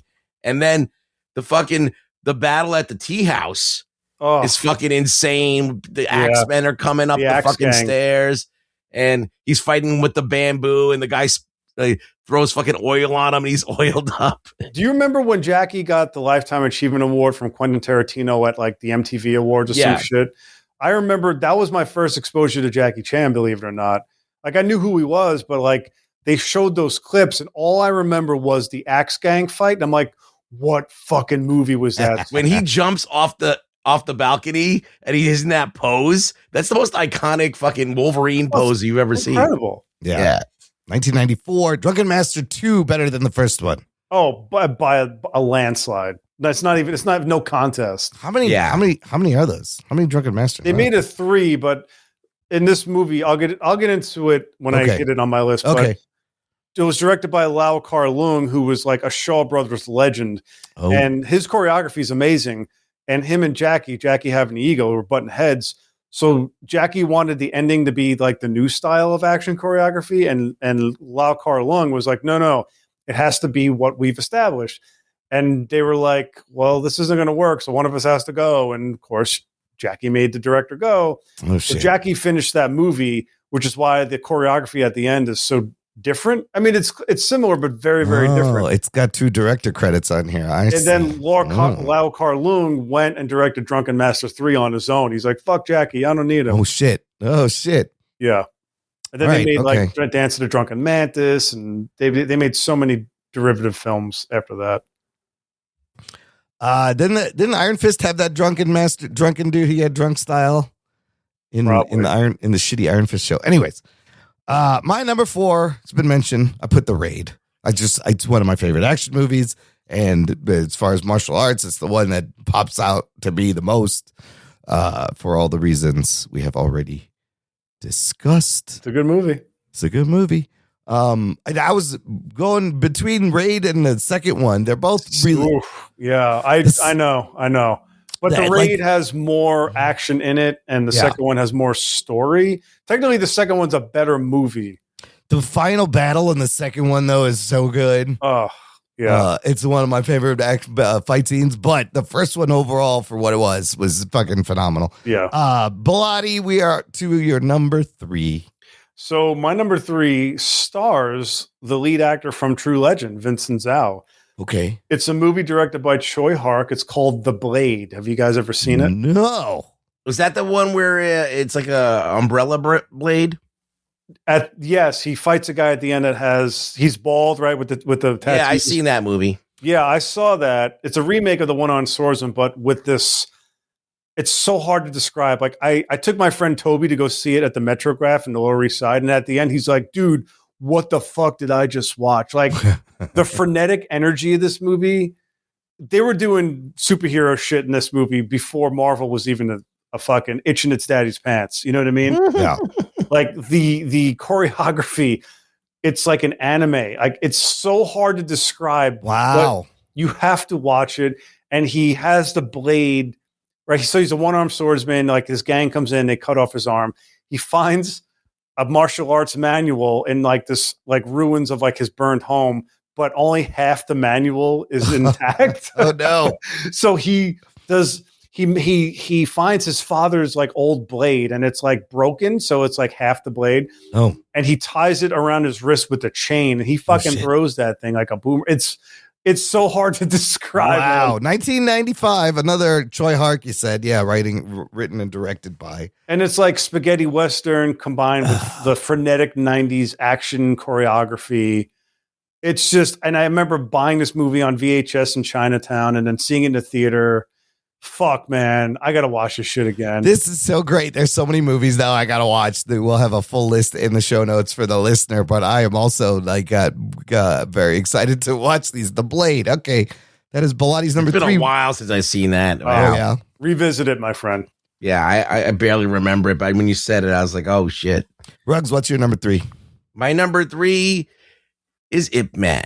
Oh, That's a good one. There's your Jet Li movie. Yeah, there you go. Well, No, Donnie Yen. Donnie Yen. Sorry. Yeah, Donnie Yen. Yes, not Jet. This is where there was a lull for a little bit when there wasn't any groundbreaking shit coming out, and all of a sudden Ip Man came out, and it was like everybody was like, dude, did you watch Ip Man? That shit is fucking crazy. 2008. He fights a lot of guys in this movie. A lot of Japanese. He beats up all of Japan. He like beats up a lot of fucking people in this. There's a high fucking count of people getting their ass kicked. It's the best one out of all those movies. All the Ip Man. Some people say Ip Man 2 is good too. It's better. Rocky 4 though, right? Yeah. Ip Man 2 is Rocky 4. Yeah. Is he playing the guy who trained Bruce Lee? Is that this one? Yeah. Oh. Yeah, that's a good Donnie Yen. If you haven't seen it, it's great. And it's a good film. He plays this like mild-mannered dude, and people are always fucking with him because they know he's like the master, and they want to show off their skills. And so he's constantly has to fight people all the time. He just wants to go buy a pack of cigarettes to get the challenge. Shit, He just wants to go out about his day. But then the movie takes that fucking dark turn when the Japanese come, right? Yeah. And it's like, whoa. It should just There's a little bit of a political thing in that movie. You do learn something. So. It is a little, so just not to stop all this, but the Hong Kong movies, action movies, the Kung Fu movies were like renegade filmmaking in China forever until Hong Kong went back to China. And after that happened, I lose interest in a lot of the Hong Kong movies because they all become propaganda machines for Imperial China. Yeah. And it fucking annoys. And Ip Man, Donnie Yen, I love him, but he's guilty of this shit. Like he does it. A lot of the Kung Fu movies are all about China and the heroes and how the Japanese are horrible and the Americans are horrible. And it just becomes like 80s American propaganda movies. There's 11 of these, apparently. No, there's only 4 with Donnie, but there's like the Grand Master. There's a new Ip Man coming out with a different actor. There's the thing with Hong Kong is like when one movie hits, they fucking copy. Like you think Hollywood is bad? Like no one can touch. Yeah, because these are all like public domain characters. These are all legendary people. No, well, Bollywood does the same thing. They just there's no shame in it. They shit just over and over again. Rush out tons of imitators, and some are good, some are awful. Where were we? That was your number 3, Ruggs? That's right. My number 3 is I had to put a Jackie Chan movie in here, and we already talked about this one, but I picked Police Story. I love Police Story. I like the second one too, but when I watched the insane shit he did in this movie, it was just so enjoyable. I'd never seen it before, and it was the other. I have to see Drunken Master 2 because that kept coming up as you need to go see the best Jackie Chan movie. Police Story has, like I said, the beginning and the end, but Jackie's movies, there's like Project A is a fucking snooze fest. Like his movies, you cannot argue what he did with his choreography, but he doesn't make good movies. I'm sorry. They're not like Wheels on Meals, the Benny the Jet fight, arguably the greatest fights he never put on film, but the movie around it, like to get to that fight, it's just like a slog, man. Yeah, it really has nothing to do with it, really. It's just it's like a comedy, and then all of a sudden a brutal fight scene. I like the comedy in Police Story. Like there's funny moments, and then he's like hanging off a bus and shit, and it's fucking wild. Amazing. No, Stallone like stole from that movie, and he even invited Jackie to come out to watch him film, and he like told him like I steal from your we all watch your movies. I mean, the amount of people that get smashed through glass in this movie, and then the whole final sliding down the pole, and he burnt his hands, and the lights were on. It's fucking insane. He's a fucking crazy person, and you gotta love it. He's like, I'm only gonna do this once. Fucking roll film. No, it's amazing. You need to watch the movie just for that ending. Like, I remember watching it as a kid. You're just blown away by what they do, what they pull off. Yeah, and you watch the behind the scenes. I remember I'm going watching the behind the scenes things of all these things, and I'm like, this dude he's insane. Like, why would you do this? Yeah. Like where the lights were left on and the whole thing was hot on that pole, and he didn't know until he did the stunt, and he like burnt his hands. Oh yeah. Yeah. He had like 3rd-degree burns on his hand. And he didn't let go though. He slid down the whole thing because he could have let go, and then he would have committed. Yeah, he committed. It's so fucking good. Okay, Ruggs or Bilotti, number 2. I guarantee neither of you guys have seen this movie. I don't know why it's so high on my list. It's a movie called Duel to the Death. Okay. There's no one of big name in it, but it came out late 80s, early 90s in Hong Kong. Directed by one of Yun Wu Ping's disciples, Ching Su Ting. Okay. If you've ever seen an anime called Ninja Scroll, have you guys ever seen I've Ninja heard Scroll? of of course. Yeah. So when I first saw Ninja Scroll, I was like, man, this movie's amazing. I never seen anything like it. Until I saw Duel to the Death. And I said, shit. Wait a minute. They got this whole fucking movie from Duel to the Death. It's basically about a Chinese, like the greatest Chinese swordsman takes on the greatest Japanese swordsman, right? Ooh. Now, the Japanese being the son of a bitches pricks that they are, they like double cross the Shaolin Temple. And there's a whole thing where they're trying to steal their scroll, like their ancient scrolls with all their like secrets and stuff. There's fucking exploding ninjas. There's a giant ninja in this movie, which you have to see it to understand. A giant ninja? He's like a 20-foot tall ninja. Okay. There's like a Buddhist monk walking, and the Buddhist monk is like on the beach, and all of a sudden he starts to feel a tremor, and he's looking around, right? Then he looks up in the sun, and there's a giant ninja standing over him. Oh my God! Oh shit! A giant ninja, like King Kong size, and you're Oh like, my "What the God. fuck?" No, like Mighty Jesus. Joe Young size. Yeah, And he looks at it, and then the special effects at the time. Oh, God bless these guys, but it's 1983. This movie came he out. looks into the sun, and then the ninjas break apart. So they were like a Voltron. Oh my God! He was made of smaller ninjas. It was made of, but these ninjas, like, they come out of the sand, and they're moving through the sand with breathing straws, and they jump out of the sand, they grab you and explode. There's flying ninjas. It's fucking batshit crazy. And then it ends with the Japanese guy fighting the Chinese guy, and it's just this epic fight on a waterfall, and there's so much honor in it. And I'm telling you, this movie is. This sounds exactly like the shit. I forgot the name of the movie. The Ninja in the Dragon's Den. Oh yeah, God. Yeah. But it's Golden Harvest, and I love, and the choreography is like blistering, and there's a female lead in it, a strong female lead. And Duel to the Death on Tubi, apparently. Yeah, it's on Tubi and Amazon Prime. But yeah, nice. I don't know why it's number 2 on my list, but it just is. That's a good obscure one. That's why we got you to make this list. Ruggs, number 2. All right. Well, we've already mentioned this, but I need to talk about it. Number 2 was a movie, another one of the times where I put a movie in and I just I had to watch it immediately after I watched it. I showed it to everyone that I knew that was into martial arts films. I was like, look at this fucking shit. It's Ong Bak. Oh, you put Ong Bak at number 2. Yeah, nice. because that was before Tom Yum-Gong that I saw it. Yeah. I like, but that movie, I remember when that came out, I was like, holy shit, look at this guy. This guy's the fucking new thing. Yeah. He's going to fucking rock everything. I was wrong, but still, in that moment when I discovered it, it was huge for me. I remember like showing that to my friends, my family. Like, that was the movie where you're like, you guys got to see this. You're like, look at this motherfucker. Ruggs, do you think it's better than The Protector? No, but I mean, like, I don't think either of those movies are particularly good. I mean, one is he's looking for his elephant. I love The Protector because the whole movie, he shows up at one place, he goes, where's my elephant? And then he just beats everyone up. And then he goes to the next place, he goes, where's my elephant? And then he kicks everybody's ass. The Protector, I don't want to forget mentioning this because this has to be mentioned for people that haven't seen it.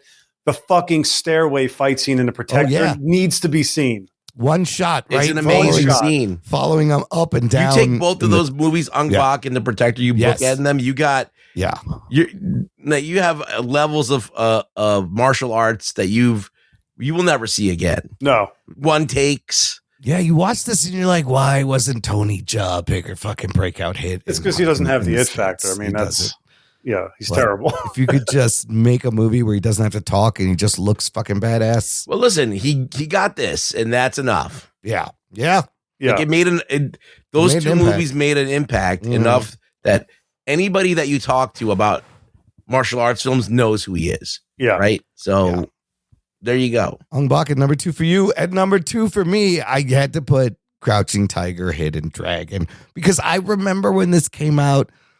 Directed by Ang Lee, how huge it got. It got like critical appeal. It was in the Oscars, and the fight scenes in it are quite spectacular. All the wire work, and it's very fast. And Michelle Yeoh's a badass, and Chow Yun-Fat's a badass. And I have no issues with any of the films that like any of us picked, obviously. Except for this movie. This movie bugs the living shit out of me. What does it bug? Why does it bug you? Because it got celebrated for its choreography and for what it did. I get why it's celebrated, but like, I don't like the choreography. I don't like the wire work in that movie. I don't like wire work in general when it's done like that. When they're jumping on tree branches. Yeah. I think like House of Flying Daggers did it better. Hero did it better. Iron Monkey, Fong Sayuk. Good. Yeah. And I think like this movie came and everybody was blown away. I'm like, guys, I've been watching this shit. It does blend in with all the other ones that there's so many of these movies. What? Because Ang Lee did it? Like, I think it's also because there was a lot of star power in that movie. Like people who had crossed over, like Michelle Yeoh and all these other people were in it. Chow Yun-Fat had kind of established himself a little bit. So I think all those guys were like ready to cross over into our culture. Right. And so it brought a little bit more cachet to that movie. No, I get. No, I agree. I get all that. They had the right people at the right time. For my money, Once Upon a Time in China blows the movie away. Like directing. Oh, absolutely. 100%. Yeah, right? Like just that it opens up with that. It is not the best wushu.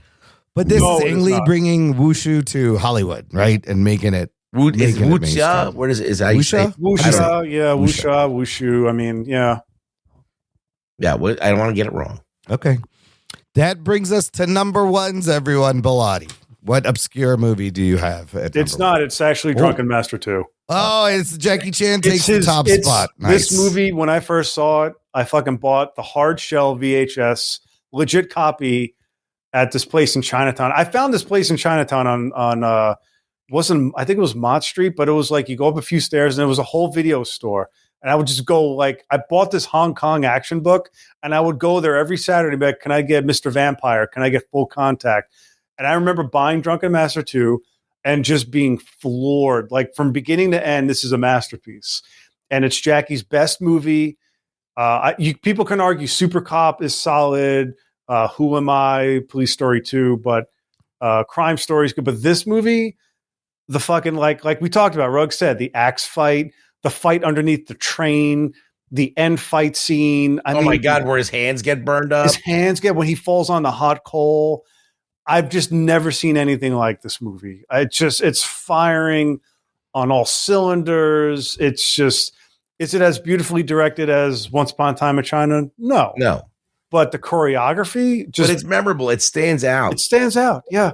No, I've seen a lot of people say this is the Jackie Chan's best movie. It's his best movie by far. Yeah. By far. All right, good pick. Drunken Master 2, number one for Bilotti. Ruggs, number one favorite martial arts movie for you. This movie has been mentioned already. I picked the sequel because even though it's a longer film, I feel like it's the better of the two movies. The Raid 2. Wow. Oh, you put The Raid 2. Okay, why is my it better? number one? Well, I love The Raid, and I wanted to put it in, but then I'm like, The Raid 2 is a little bit better as far as it is better. It is better. So like, I had this like I don't know, Sophie's choice. I just ended up picking 2. I was like, you know what? Let's give it 2. You know, instead of being in a building, it's all over the place. It's in multiple locations. Yeah, they got that car fight scene. I remember. Oh, the car chase scene where they move the camera to the guy on the side and in and out. It's fucking fantastic. Yeah, it's really and then cool. that final battle in the kitchen. That's great. Yeah, that phenomenal. Yeah, it's hard. But the story in that movie, the acting. Yeah. Like you feel for that, like the guy, the old man the gang that he runs, like you feel bad when he dies. Yeah. Oh yeah. Oh yeah, that's right. Fucking that movie. I'm glad you put it on the list, Ruggs. I really am. That made me happy. I had so many movies that I wanted to talk about, but yeah, definitely like it deserves its place at the top of a list somewhere. Yeah. So, all right, my number one, I have to put the OG, the guy who influenced everyone, the movie that influenced everybody. To me, that's Enter the Dragon. Fair enough. So Bruce Lee's got to be number one because come on again, now, he's the king. Without him, you don't get any of these fucking movies that I mentioned. Yeah. He's the one that broke the mold. He's the one that broke it wide in America. Yeah. He is the touch point for all of this. And a legend. A legend, but also a super charming individual in interviews. And and I love at the beginning when he's training that kid and he's like, we need emotional content. Yeah. I'm glad you put it. I was going to put that as number one, but I'm like, I can't. That's the obvious choice. So I'm glad you did it. I had to do the obvious because it is supremely, it's fucking Bruce Lee, man. And just his screaming every time is fantastic. You need to see this movie on the big screen in Times Square. Oh man. And you need to be the only light-skinned person in the theater as long as I saw it during it was a Kung Fu movie festival, and me and my buddy was like the only two white guys in the theater, and it was the most fun I've ever had in a movie going experience ever. Yeah, that the mirror, it ends like abruptly, but the mirror room at the end was so cool. But yeah, it's got to be Enter the Dragon. All right, so honorable mentions, and then we will recap our list real quick. Flashpoint with Donnie Yen. See, I've heard this movie. I saw this movie on a lot of lists. So many Donnie Yen movies. I want to watch it. Yeah, highly recommend it. Police Story 2 and 3. Yes. I think they are better movies than part 1. Five Fingers of Death. That's a classic. I mean, that's the one that really started a lot. Kiss of the Dragon, because of the fight scene with the twins. If you guys need to see that. Iceman Cometh is another really good one with Yun Bu, which is basically Demolition Man before Demolition Man. We mentioned Killzone, aka SPL. Okay. And the Samurai Trilogy. That's what and there's like so many. There's so like Five Element Ninja. You ever see that one, Rug Boy? I recall it. It's insane. It's just like there's like a water ninja. There's a tree. I always get that confused with Five Deadly Venoms, but Five Deadly Venoms is another one I heard about. That is a little overrated, that movie. Yeah, I've heard. Is Flashpoint Donnie Yen's best movie? I think it is. I don't know. What do you think, Ruggs? Well, that's the one where he does more MMA stuff. Yeah, and he actively he actively sought those guys out to train with them to put in the movie, which is why I love it so much. It stands out. It's another one of those, like, it's not his typical movie. It's a cut above because he's including like new things. He's kind of breaking the mold of what's been done before. Ruggs, what you got in your honorable mentions? Oh my God.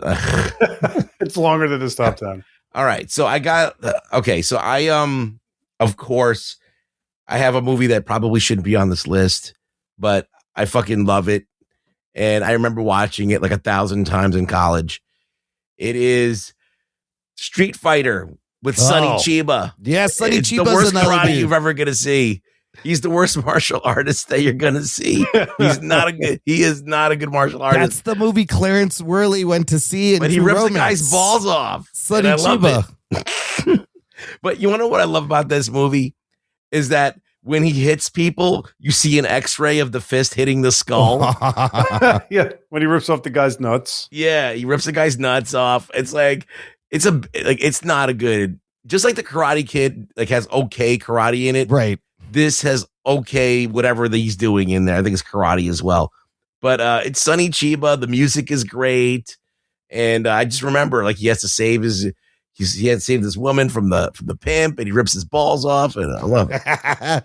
Sonny Chiba is pretty legendary. Like, you can't gloss over him. Yeah, no, he's got to be mentioned at once. Yeah. Sonny Chiba. Yeah. I got a few other ones that are worth talking about. I have I said Five Deadly Venoms. I brought that up. The Night Comes for Us. Oh yeah, Timo. Yeah, which is it's very bloody, but it's also got a lot of it's a big martial arts film. It's like almost a horror movie with all the blood that's in it. It's exhausting, the violence in this movie the whole way through. Yeah, I saw that one. It's pretty good. But I think that it is one of the more complex choreographies that I've seen. It's super detailed and everything, and there's a lot of like push and pull going on in a lot of these fights, and so it's very entertaining. But it is a little bit too gory for me. But I did want to mention it. Timo Giajanto just did Nobody 2 that we watched last year. Right, Timo. Okay, what else you got?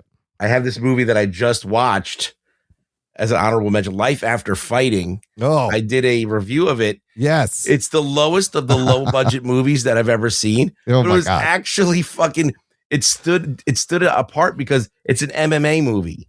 It's not like a Kung Fu movie at all. It's about a guy who owns an MMA gym, and they have no money to film this movie. So the whole movie takes place in this gym. And so he starts training this girl who's got an ex-husband, and the ex-husband ends up being this real big, like, fucking criminal asshole. And so he gets guys to try and kill him. And so he has to fight off all these fucks. And it's nothing new that you've seen, but he does bring like a good amount of MMA fighting. Is he kickboxer or it's a bunch of things? It's like I'm gonna say it's Brazilian jiu-jitsu. Oh, okay. And now I can't. Why can't I remember anything? So directed, written, and starring Bren Foster. Who the What's fuck the Korean is karate called again? Bren, No, not Hapkido. Tang Bren Soo-do? Foster? Is it Tang Soo-do? Taekwondo? Taekwondo. It's Yeah. Taekwondo. It's Taekwondo. Yeah. It's it's Taekwondo and Brazilian Jiu-Jitsu. And so it's got a lot of fucking fight scenes in it. I mean, it's got like 4 fight scenes in it, but it's like the last fight scene is about a half hour long. Wow. But what other movies can I say? Man of Tai Chi, Keanu Reeves made this movie about martial arts where he has all these different guys fighting in different styles. Oh. So if you want to see a movie that features all different styles, that's kind of a procedural. It's not like the best movie, but now I want to mention some American movies. The Best of the Best. Okay. Oh, yeah. Yeah. Pop it, Tommy. Pop it. So you want to see a movie about like a martial arts film about like tournaments and things like that, a little bit more formal, a little bit less like fantastic. You got something like that. If you haven't seen it yet, this is a movie. I don't know if we can even classify it as a martial arts film, but I think of it as one because it has some of the coolest martial arts I've seen. And Bilatti's going to laugh immediately when I say it.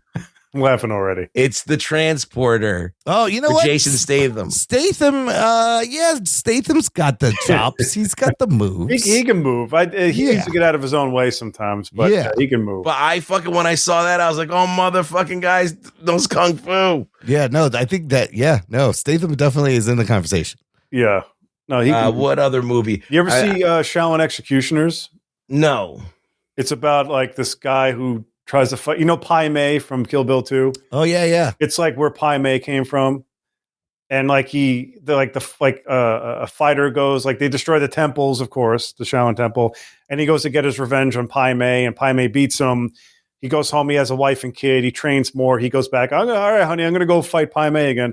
And he gets, he gets defeated. He gets killed. And then the son trains with the father style and the mother style, and then he goes and defeats him. And it ends like every kung fu movie, and like he defeats Pai Mei and like fucks him up, and then it ends with like him being like ripped apart, and it just ends in like a freeze frame of him screaming like every kung fu movie ever ends. Yeah, it's great though. It's a classic Shaw Brothers movie. Nice. The only thing I'm going to add here is Teenage Mutant Ninja Turtles. I don't know. They were fighting. It was impressive. That movie was made by Golden Harvest, the same people that made Jackie's movies and Bruce's movies. Oh, really? I mean, for them to be able to do those moves in that suit and it looked pretty good at the time, and it still kind of holds up, is kind of impressive. Yeah, it's Corey. What's his name? Corey Yoon. Oh yeah. Who did like a ton of shit. And wasn't the Sidekicks kid one of the stunt doubles? Ernie Reyes, Ernie Reyes Jr. was Ernie Reyes Jr. I think he was Leo with Donnie. I can't remember. Dude, when I was a kid, I was watching Sidekicks, and I wanted to be Ernie Reyes Jr. I think that was that, along with Karate Kid. I wanted to learn fucking martial arts. The Ninja Turtles is a martial arts film because it talks about ninjutsu and ninjas. That first movie's solid, man. Still holds up. I know. It's still surprisingly, it's fun. It's campy. The suits look great, and it still works. So, oh my god. Okay, so I want to mention 2 more movies. Okay, Ninja Assassin. Okay, and that was an American movie. Not a good movie, but it has a lot of fucking high body count martial arts in it. And then, of course, the movie that I still sing the theme song to every day. Yeah, Ninja in the Dragon's Den. It is exactly what Johnny's talking about. Ninjas, Japanese versus Kung Fu.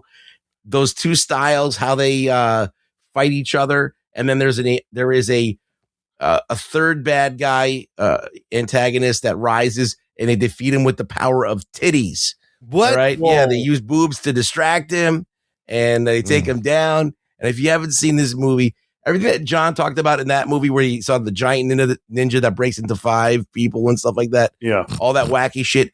That's right on the same level. You got to see this movie. It's great. I don't know why people don't use boobs more often to distract their opponents. It pretty much works every time. There's boobs in Duel to the Death, by the way. Oh, there you go. There's a female ninja, and she strips. And I think it's the same movie. They just did 2 different. It feels like whenever you describe this movie, I'm like, it's Ninjas in the Dragon's Den. It's not the same movie, but it is basically the same movie. Oh my God, so many great titles. All right, just to recap, and I will have a list of all of these in the show notes, listener. When I edit this, I'm going to type everything down. But Bilotti, give us your top 10, 10-1 again, real quick. 10-1. Fist of Legend, The Raid, Once Upon a Time in China, Petty Cab Driver, Enter the Dragon, Eastern Condors, 13 Assassins, The Blade, Duel to the Death, and Drunken Master 2.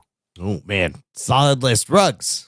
I got Kill Bill, Bloodsport, 36 Chambers of the Shaolin, Enter the Dragon, True Legend, Karate Kid, Drunken Master 2, Ip Man, Ong Bak, and The Raid 2. Oh, man. All right. I got from 10-1, Everything Everywhere All at Once, John Wick, The Karate Kid, The Matrix, Kill Bill, Ong Bak, The Raid, Police Story, Crouching Tiger, Hidden Dragon, and number 1, Enter the Dragon. Solid list. I mean, I think we gave our listeners some inspiration to go check. It definitely gave me I got to watch all these movies that Bilotti mentioned because they sound amazing. They are. They're crazy. I got to watch this one, the duel one. Remember the scene in Ninja Scroll where they're just unleashing ninja stars on all the trees and breaking branches like to try to get what's the stone monster? Do you remember that scene? Yeah. That's in the movie. Like, oh my, that's where they fucking stole it from. I feel like they always pulling from these movies that they always do. That's the thing with anime. Like, there's no fucking Digimon or Pokemon without Ultraman. I'm sorry. Like, yeah, all this fucking anime comes from like Hong Kong movies or Japanese tokusatsu. Like, I'm sorry. Like, it all comes from that. It's true. Yeah, but it is like they just some of it can be better. Like they make it better. But there's no Ninja Scroll without all these kung fu movies. There's none of that. Well, that's why I say about like American comics, like all the superheroes come from Princess of Mars. Yeah, it's like that one story has everything that you've ever talked about. Superman, all that other shit, like it's all in there. Yeah, John Carter did it first, and turn of the Star century. Wars. That all comes from John Carter. And Kurosawa too. That's the other one. He's the other big one they'll steal from. Yeah. A lot of tropes come from Kurosawa. All right, fun top 10 list, guys. Let's finish up a little bit. What are you watching? Rugs, you already talked about Life After Fighting. You did a Patreon review. You did a couple of Patreon reviews. What else did you watch? I watched The Favorite. PTA. No. Is it? No, it's Yorgos Lanthimos. Oh, the Yorgos Lanthimos favorite. I'm thinking of someone else. Yeah, The Favorite. It's after watching Begonia, you wanted to watch another Yorgos. Yes, Emma movie. Stone is in it, and she plays this down on her luck cousin of a lady in Queen Anne's court. She's desperate. She's destitute.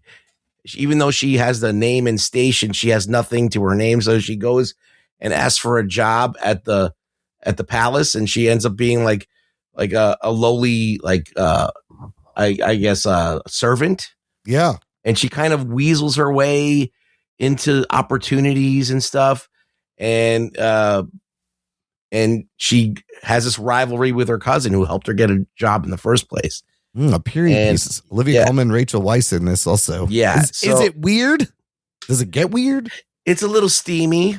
Okay, it gets a little bit bad, a little bit naughty, and it's fun. It's a fun little thing. It's not for everyone, but I watched it. I enjoyed it. Highly rated on Rotten Tomatoes, 93%. Okay. I also watched Blue Moon. Oh, this one, yes. Ethan Hawke. We discussed this a little bit. Richard Linklater. Ethan Hawke plays a playwright who he writes comedic plays, and he used to work with Rogers from Rogers and Hammerstein fame.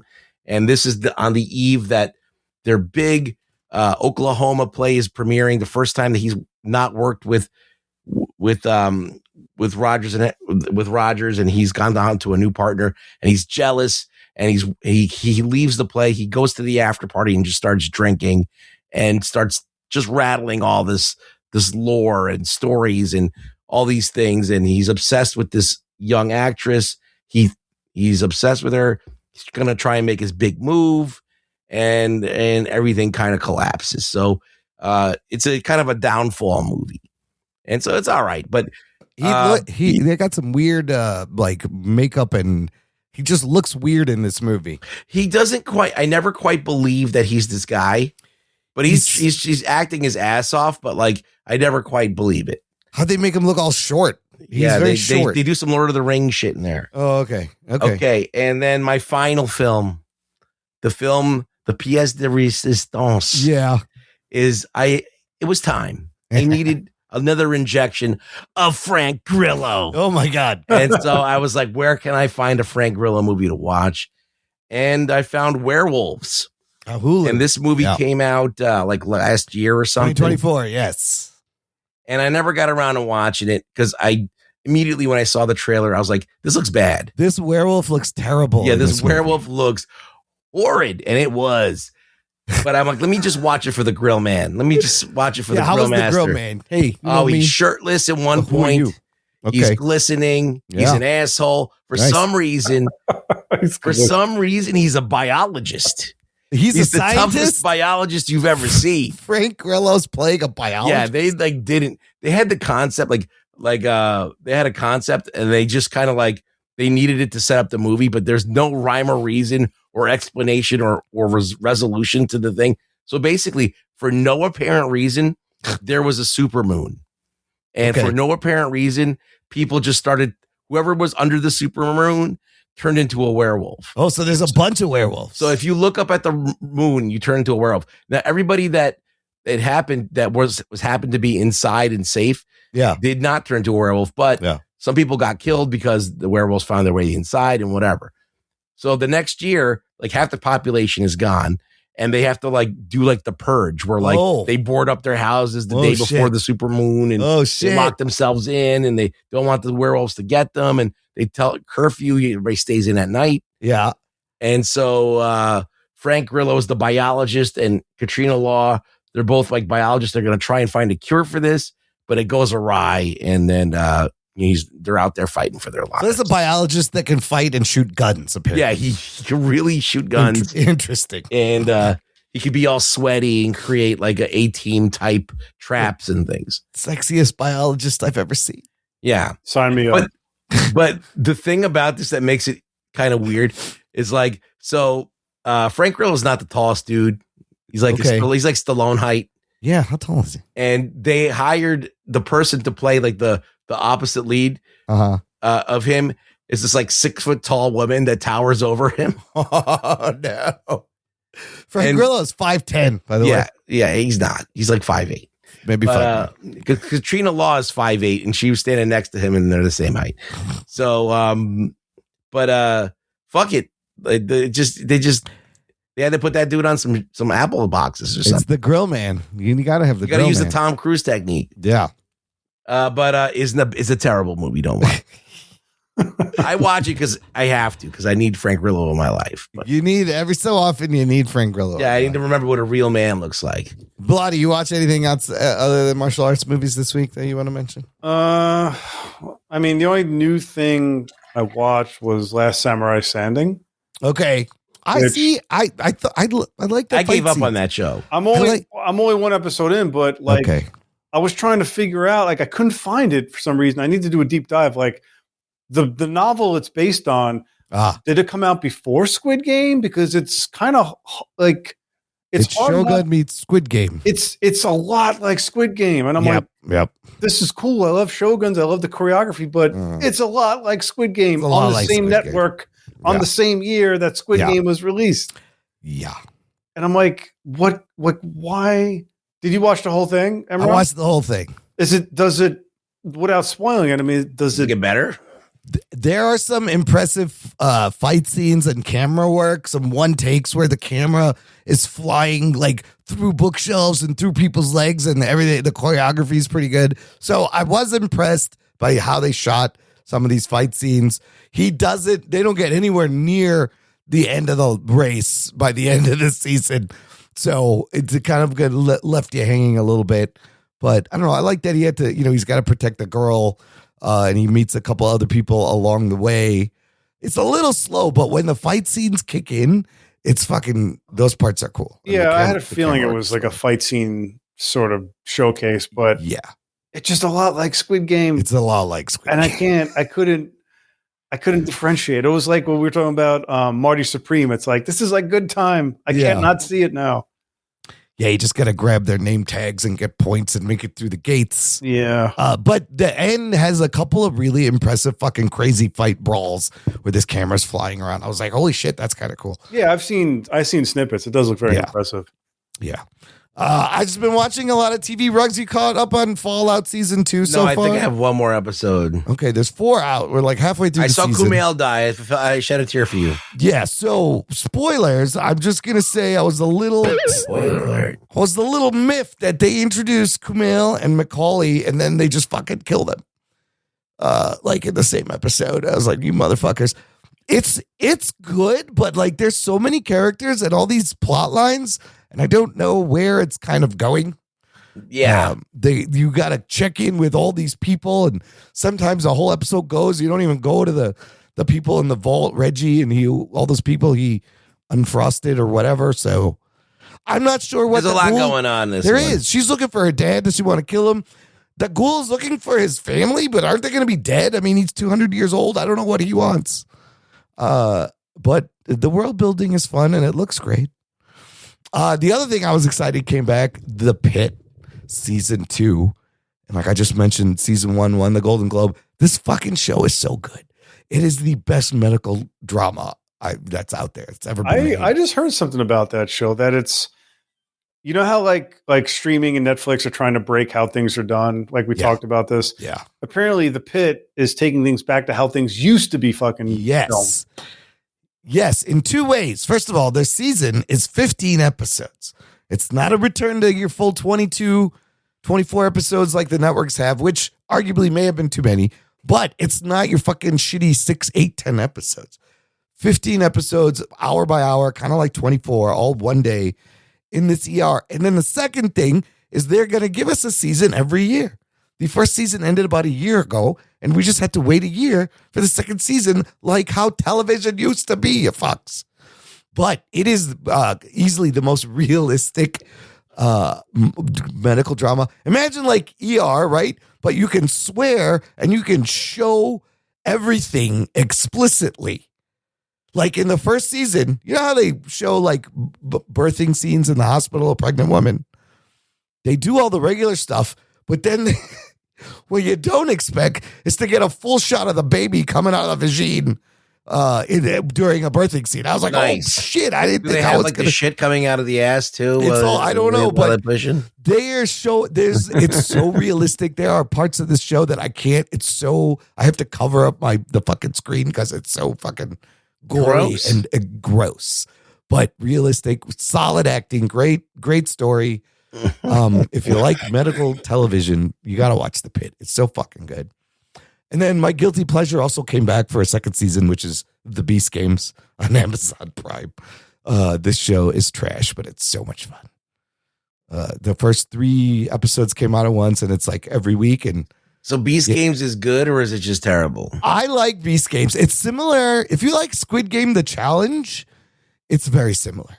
It's just he does more of like really mean bribes to test people's loyalty and alliances to their team. He will offer up shit tons of money trying to get people to throw their team under the bus and take it. And then he's got obstacle courses and crazy games. And I don't know. I like Beast Games. It's just a fun, trashy reality game show kind of thing. Very similar to Squid Game Challenge, the challenge. So if you like that, you will like this. Anyways, next week I was going to suggest we review The Rip. What do you think, Ruggs? I want to watch it. Okay. I'll tell Anthony. I have a low chance that it's going to be good, but it could be. But ain't nothing else out, so tentatively we will review The Rip. Bilotti, thanks for filling in for the Jock, and thank you for all your martial arts movies experience and information. Yeah, very helpful. I'm a wealth of useless knowledge, aren't I? Yeah, no, it's fantastic. Look, I think I'm sorry. Go ahead, Emron. What are you going to say? No, I just like I'm gonna put the list in the show. So I wanted you to turn people on to movies that they normally wouldn't have come across if they're into martial arts. I was going to say that was my goal. You know, like when a teacher says, you know, if I'm able to reach just one kid, then I'm a success. So if I have that's right, you guys or anybody listening, Jimmy Graben, what's the other guy? Blake Braden, all my Jess Rivera, any of you boys, watch one of these movies on the list. Thank me later, guys. Yes, then your job will be done. So hopefully that happens. I know I'm going to check out a bunch of these now. You got the bug in me after having this discussion. So, and then, you can check out Bilotti. You said it last week, kaijubrooklyn.com. For Robo7. You know, Robo7 still exists, guys. It's plug that. What's Robo7.com? Robo7.com or kaijubrooklyn.com.